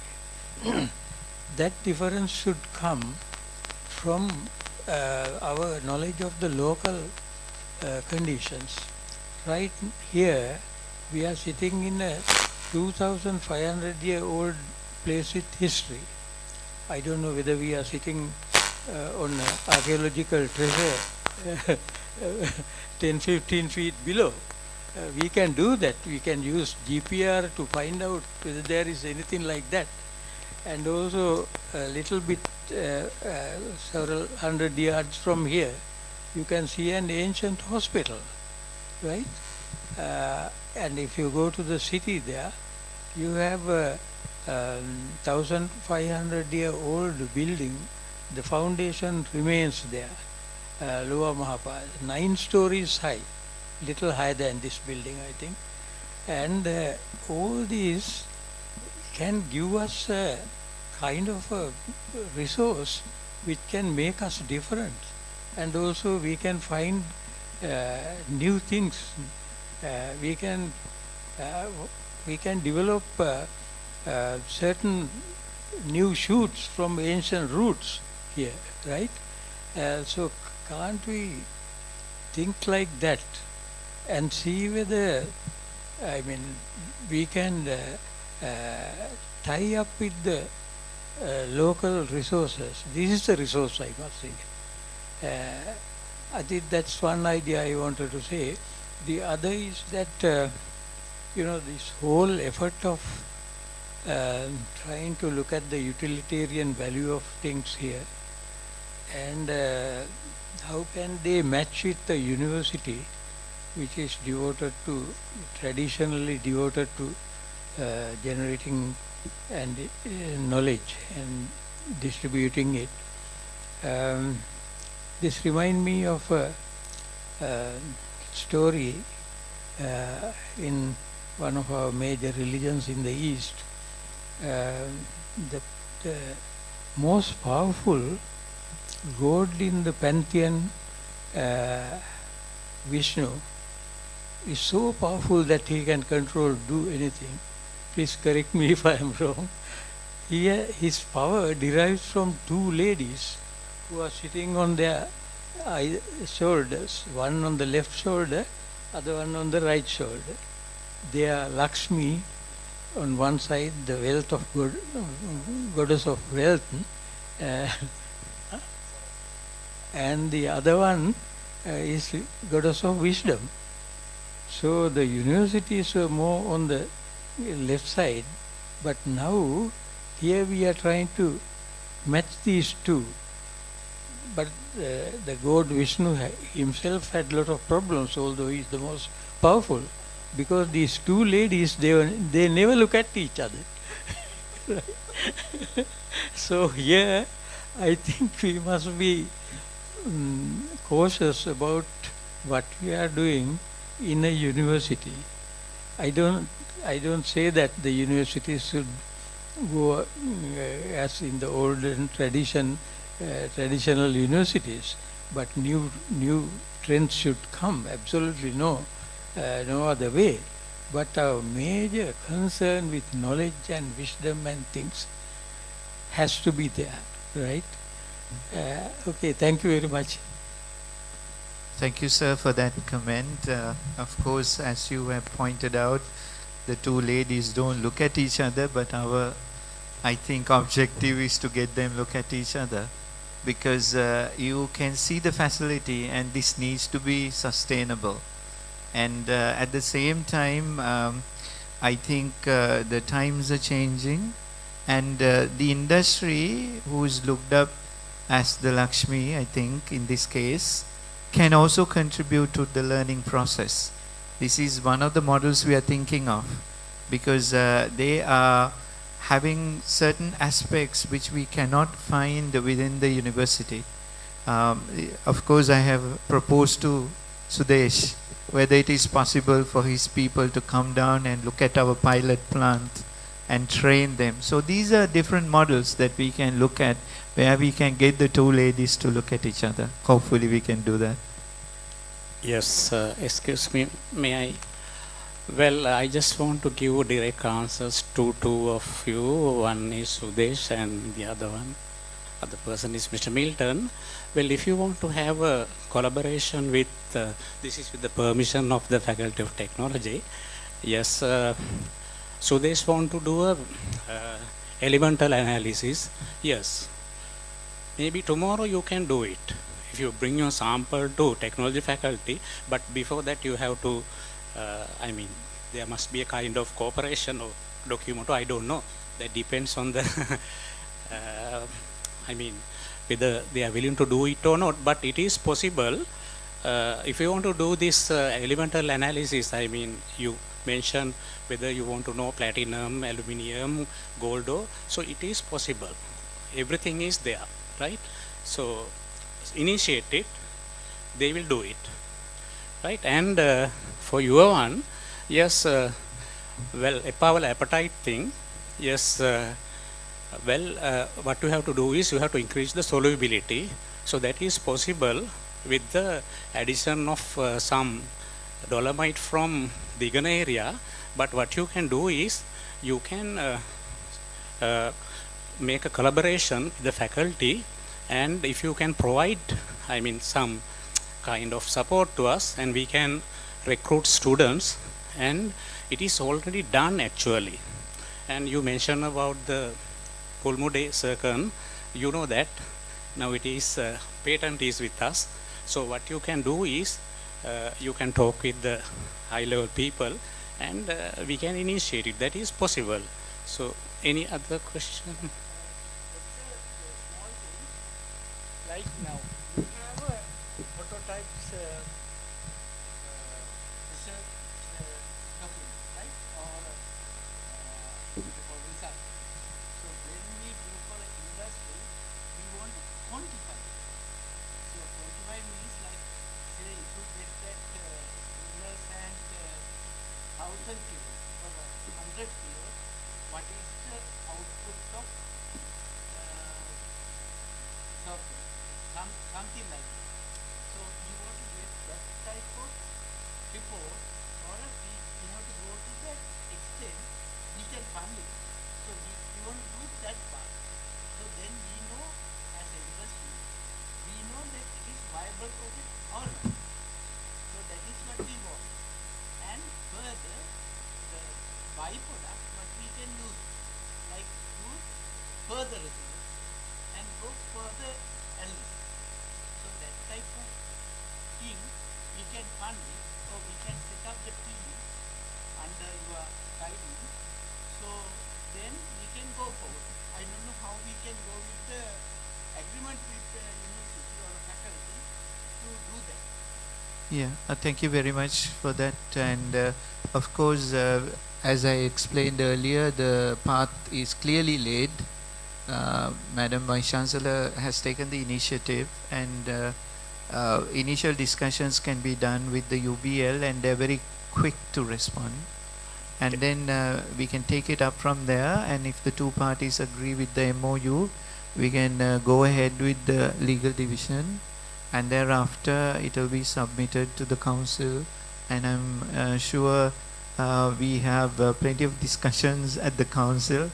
So anyway, we have been able to streamline that. So it's available. Sudesh is also having one such venture in the pipeline. There have been several such instances.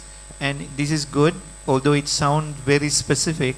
I think this can be an outcome. So we were looking at outcomes from sessions. So nice to have these two questions, which are basically leading to outcomes as MOUs. I just like to wrap up this particular part. I know we are running out of time, but if you feel that you need to have more comments, or if you have more queries, we can always contact each other and we can get the feedback. But I just want one final comment from Kishan, because Kishan has been with us and quite vociferous, not as much as Richard, who's on medication. So about how the university is responding to industries.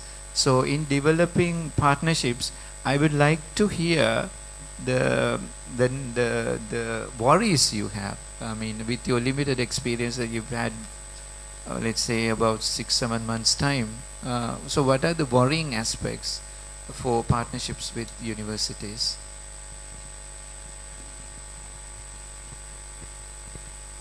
Okay, so let me start with the positives. So I think what Madam Vice Chancellor said, I'm one of the companies who have my own associate within the university network. I think that was a great model.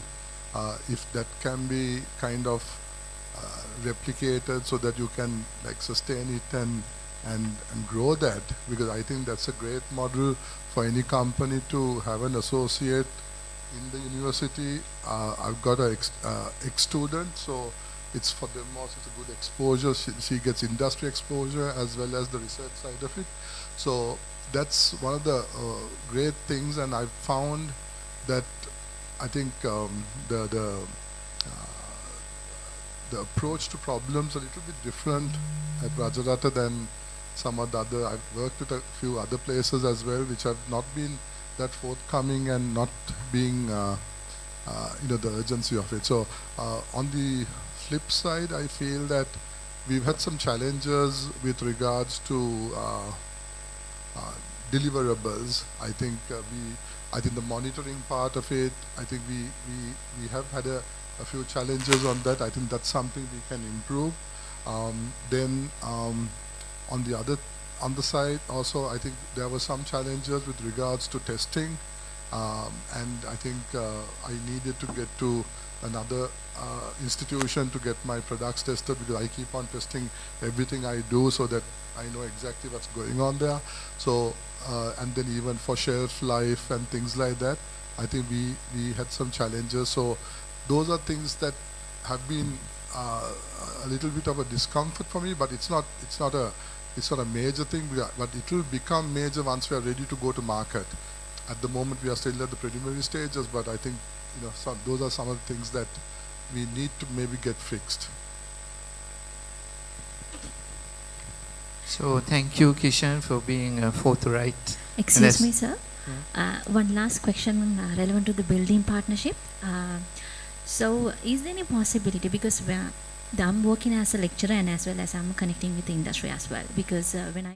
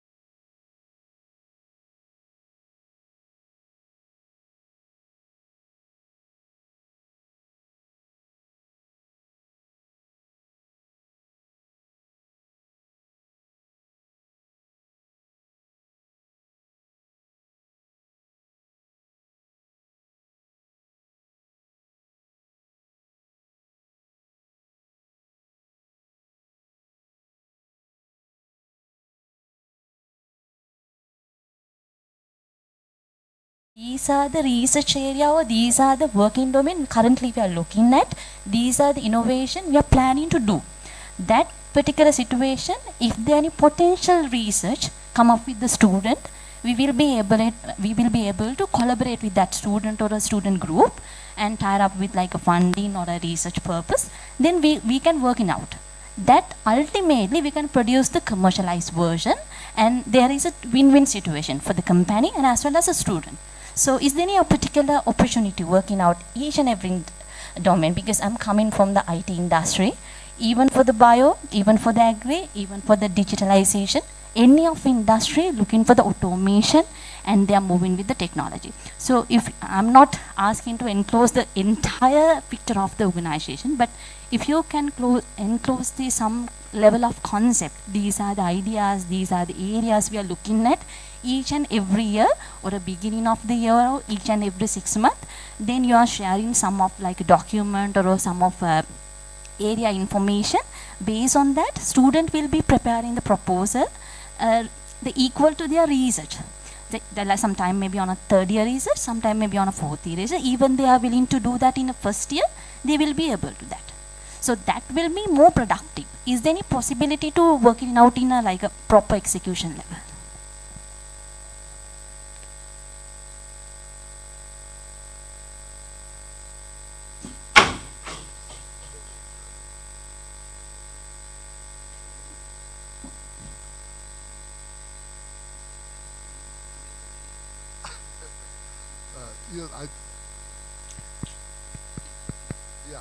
I think there is a lot of opportunity. One is on the technology side, but other thing is also, if say it can be married with some intern training before their final research papers that need to be done. Maybe then I think it might be, because I think this gentleman on the cinnamon development side, now we have worked a lot. We have worked very hard to get this GI kind of certification for cinnamon, and so I think that gives an opportunity for even blockchain kind of technology, because we need to now look at what the supply chain looks like, traceability.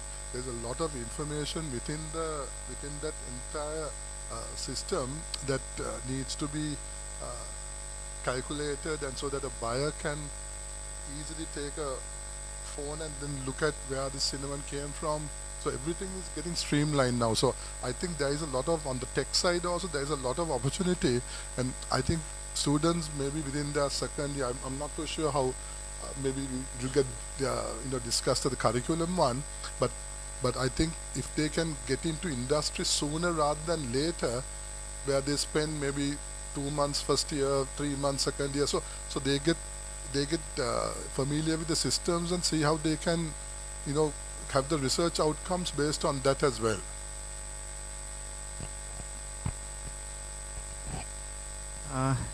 So I also need to add to it a little bit, because we have had several models of this nature. Because Richard, unfortunately, is not available at the moment, but he was one of the first to come up with different ideas which can be pitched to students and then move ahead with the student group. So currently we are working on one of his ideas, which is basically looking at how to make microbial pesticides more effective, and this was coming from him. And we also have student groups conducting bioproduct development. So at that level we share these basic ideas, and then we ask them to come up with proposals. Basically start with a concept note which is evaluated, and then based on the merit we will move on to the full proposal, and from there onwards they get engaged in research. So the model is available in the faculty. The issue I think is the domain is different. It's coming from biosystems, but of course it can be used in IT and all other departments as well. To answer the question of whether we can have it throughout the program, maybe first year, second year, and then third year. I know ICT is conducting such mini projects at different levels, so we can connect with the industry, and in fact there have been several such requests from us looking at multidisciplinary approaches, especially in agriculture. So we will move on to that faculty as well, because there they have the agriculturists. So the model is there. I mean, you need to have the discussions with the industries. It can be done. And I know Heshani also has a fine idea where she is thinking of having annually different competitions where these ideas will be pitched, and the students will develop the concept notes, and they will work with the industries. So these things are coming up, and I just even if I don't like to do it, I would have to wrap up this topic and then move on to the next one, which I think is very important. And I expect okay, before I forget, ADB has a separate funding for final year projects if you are working with the industry. So it's Rajarata has not utilized that vote at all. The reason is we have had several big competitive research grants, and that's what is driving all the research projects. So in case if you are interested, but you need to have an industrial partner, we can work with that vote as well before the time runs out. So moving, yeah.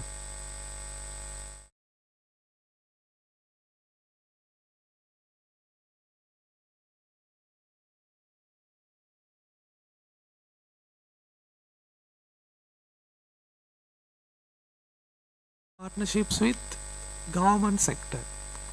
That's very important topic, as I believe, because since 2020 I have tried my best to promote mycology and other microbiology related research in Sri Lanka. So I have collaborated with Forest Department, Wildlife, State Timber Operation, NARA, we say National Aquaculture Agency. So we have very good research people of in these government sector agencies. So I think as in the future when you're planning building partnership, please don't forget that sector as well. So we can have a very good, strong relationship. I think I have already introduced some people to technology faculty, so that sector should be in this process as well. Thank you for that comment. Sorry that it's only the time that keeps pricking my brain, and I would very much like to have, I mean, Richard, when he first started this, said that we are trying to concentrate 4 days into 3 hours. That is what is happening now.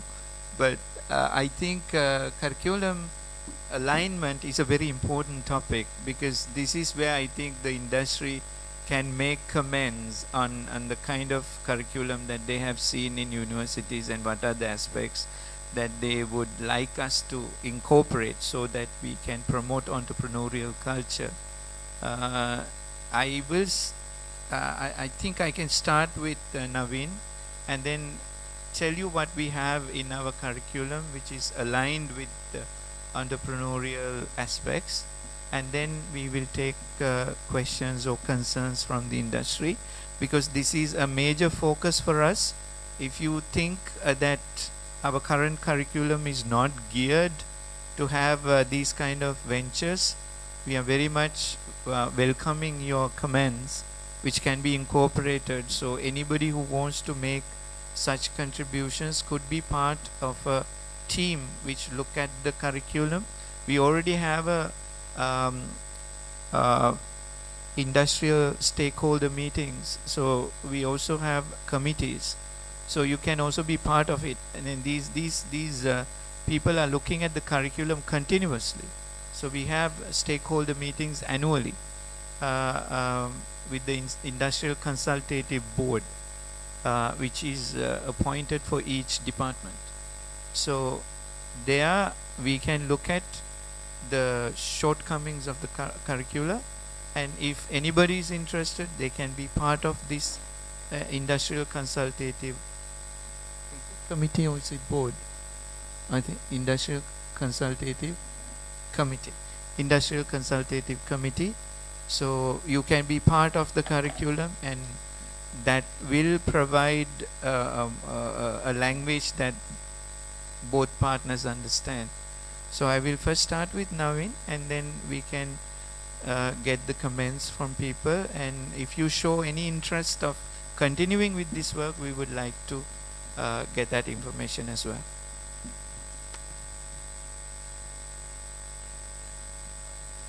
Okay, so thank you very much, sir. So our curriculum, so we have 5 programs, and basically about for each program, about the half of the credit paid is on their core curriculum, or the main subject area that they are covering. For example, if it is materials, so we'll have topics like ceramics, metallurgy, etc.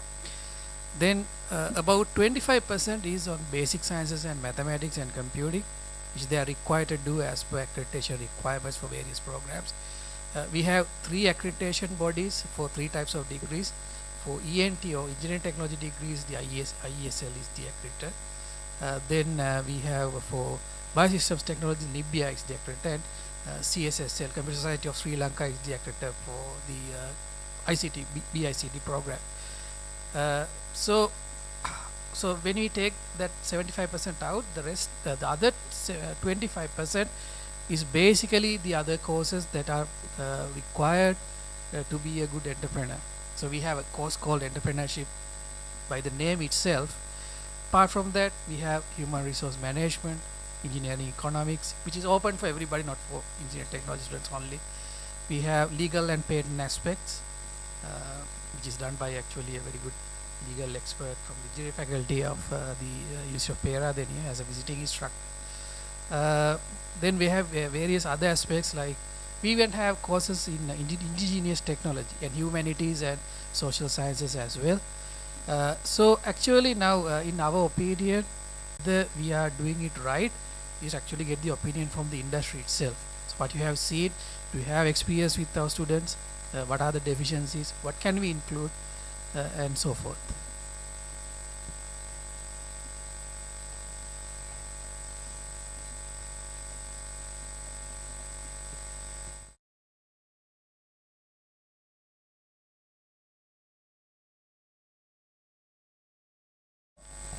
I think one is the benchmarking, because in our organization we are having 16 Rajarata university students working with us. So I think the benchmarking of future technology is something very important. I think that is because I'll give you one example. When you come to the standards, you know, when they get employed in an organization, then they keep the standard and they say, oh, this is the standard. From there, you have to stop. So the business will not like that. You know, the business, if you say there's a microbial standard there, and if that exceed, then they should have the remedial solution. What will be the solution for this? Not that we are going to reject it and then to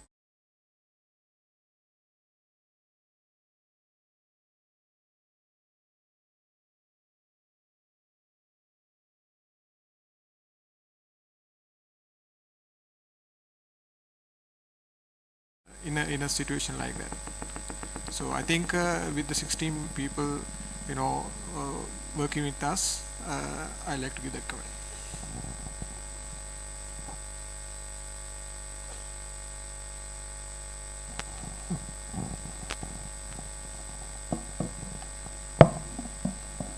You may have got many things right. However it is okay for you to partner with us and get a second opinion as well. And if there is anything that you want to do, we are ready to support you in that particular area.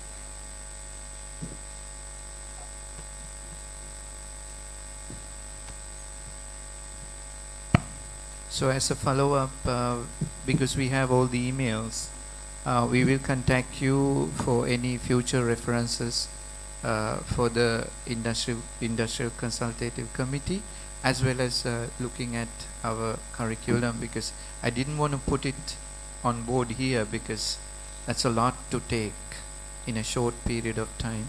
So we can always share our curricula, and it's a wonderful point that you made, and let's see how to embed that within the existing curricula, or there's leverage to, you know, shift some courses. We are in the middle of making a major curriculum change anyway, so we can take it up. And I will be sending Hishani is the coordinator for the event, so Hishani will send you an email on each of these aspects, and if anybody wants to be part of it, we will capture that, and then we will work in groups so that we can address some of the questions which were not raised because of time, and also some of the aspects that might not come to your head right at this moment. So this is, we will be having a follow-up. So yeah.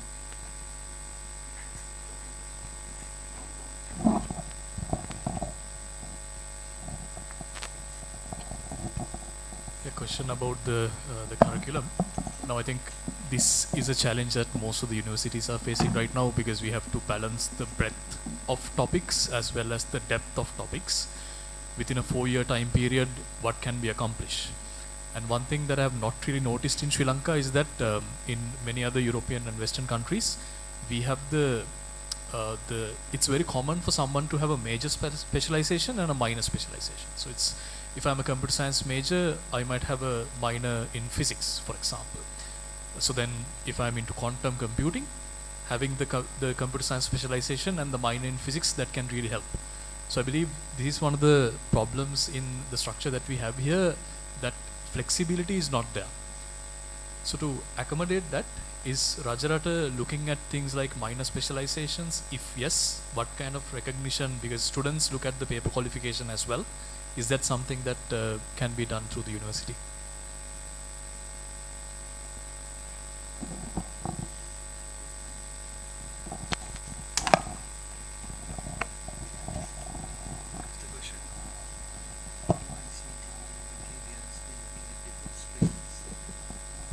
Yeah, in summary, outside of the major specialization, is it possible to have a minor? If yes, how do you structure it? Not really. not a minor, but you can have something like a subspecialization.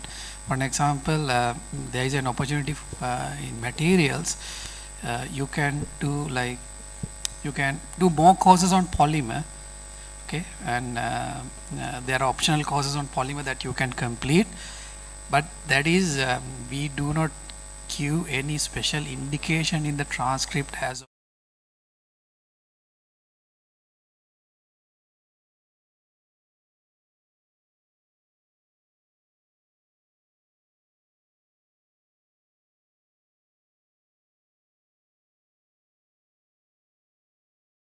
given that the state of the university right now,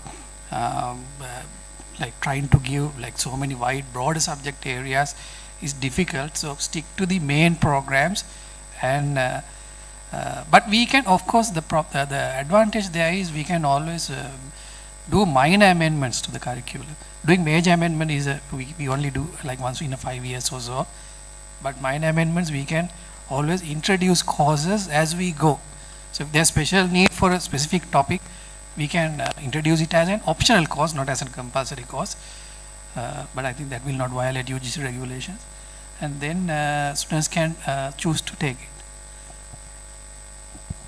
I will add to that. Currently, of course, technology doesn't have that, but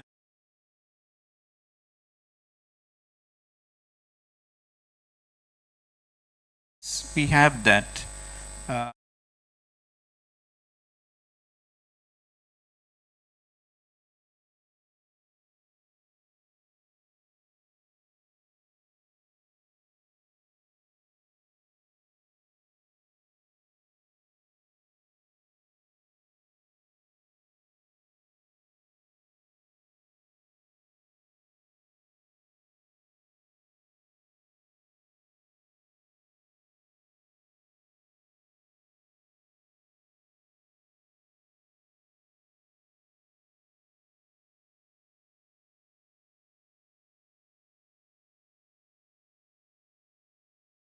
But that's a very challenging task, with lack of the quality staff members, recruitment procedures, and the good quality staff is not in the country.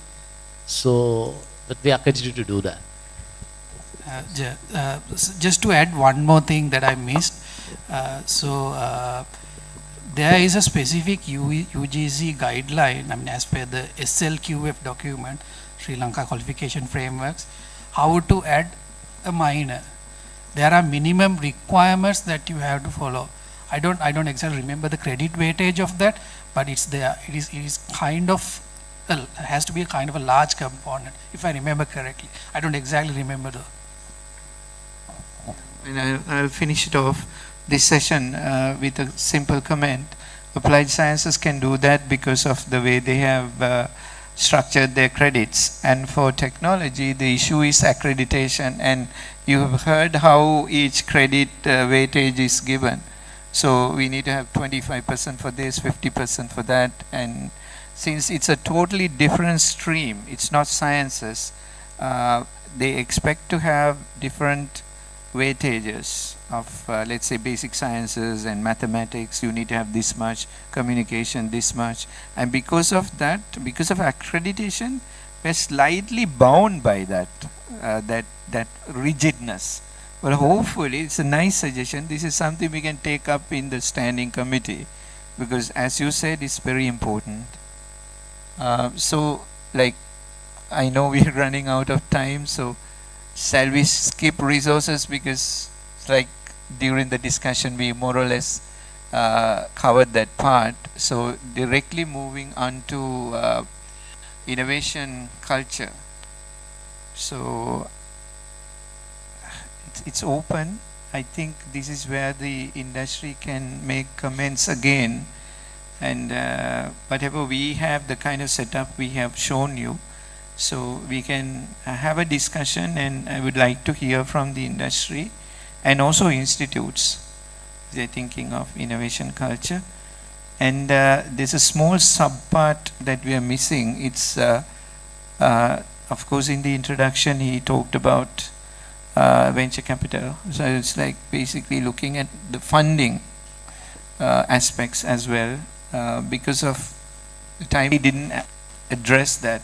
So I would like it to come out as well, because we are trying to do innovations, how to help with the funding, what are the different funding sources. The faculty has an idea, but I would like to hear from those who are involved.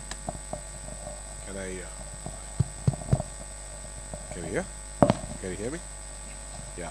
So I heard somebody talk about competition before, like hackathons, you know, having startup competition.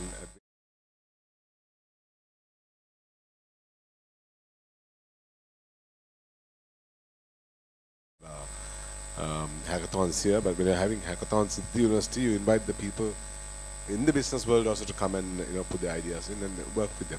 So that actually creates a little bit of a, you know, that actually, that's worse.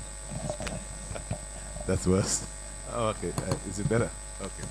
So that creates the, brings in the community and creates the culture. So I just thought I'll add that.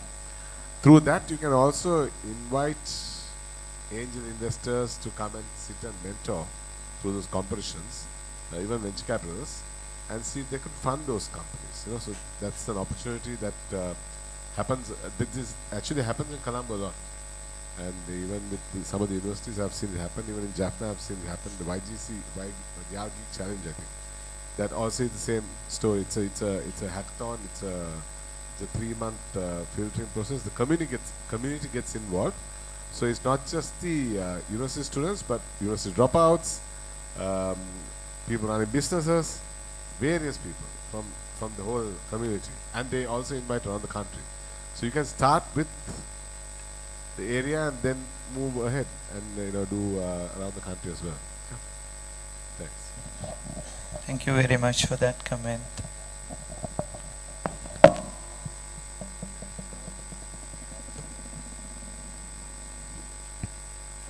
Just dovetailing on that, as you mentioned, you know, you have like these startup ecosystems, not just in Colombo, but like you said, in Jaffna and other places where young people are taught and encouraged to think more innovatively out of the box and come up with a lot of course, these are startups. They're not just regular small medium enterprises, but these are more tech savvy people, and I think this is what you're looking for. So these hackathons, I think, once in a while would be good. I don't know how you fund it, but we also support like the regular SMEs as well, and we always face this challenge where these SMEs cannot grow because they have no access to technology, they don't have money for R&D. And this is something that university, like the Rajarata University, may be able to identify such opportunities and help them with real-life problems. So just turning to what ADB does, we also do innovation challenges. So I guess not many people look at our website, but sometimes there are these hackathon type of things that anyone can apply to. And there are many globally as well if you keep your eyes and ears open. So it doesn't have to be something that is generated from the university itself, but just by the students and the faculty having that awareness and having that exposure would make a difference. And this is where partnership with other foreign universities in particular may be of good use as well, right?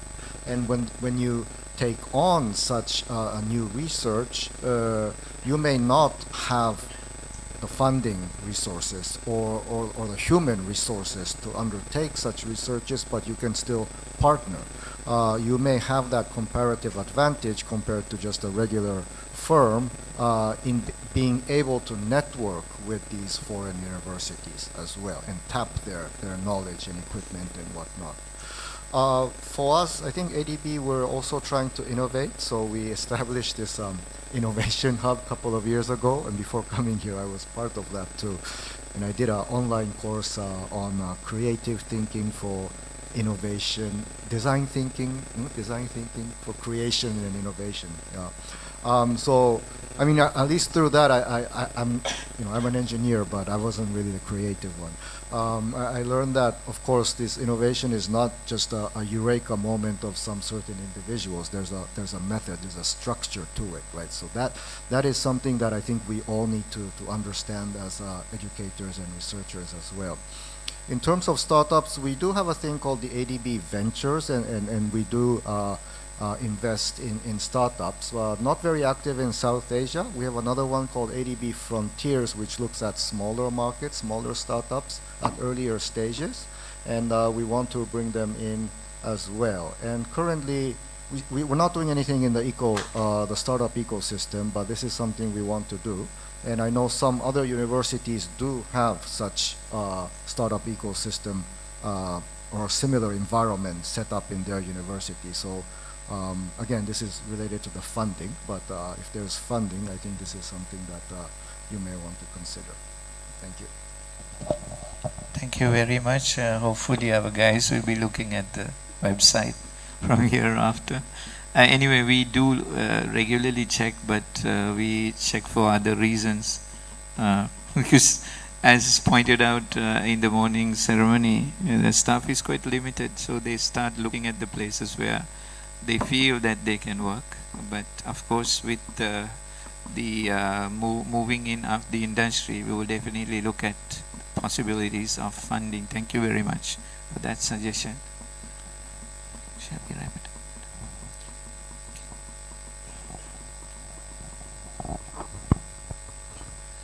Yeah, thank you very much. Of course, that was a fruitful discussion, I think, at the beginning of this culture we had, because now faculty of technology is new still.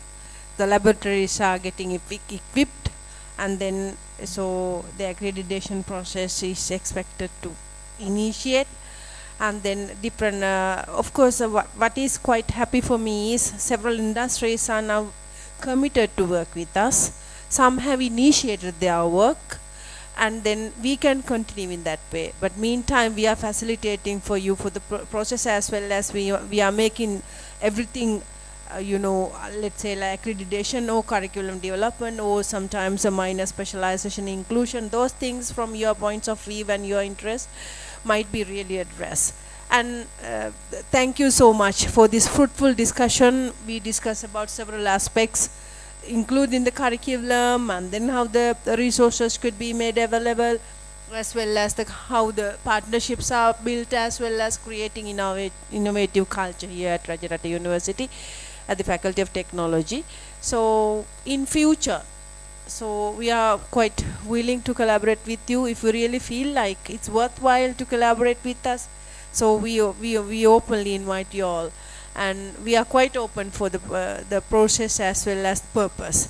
And yeah, of course, if you want to add something, you can add and wrap up the thing. Thank you very much for the time being, and sorry that the interesting session we need to hold, because our own industry partners came all the way from Colombo, needs to run back.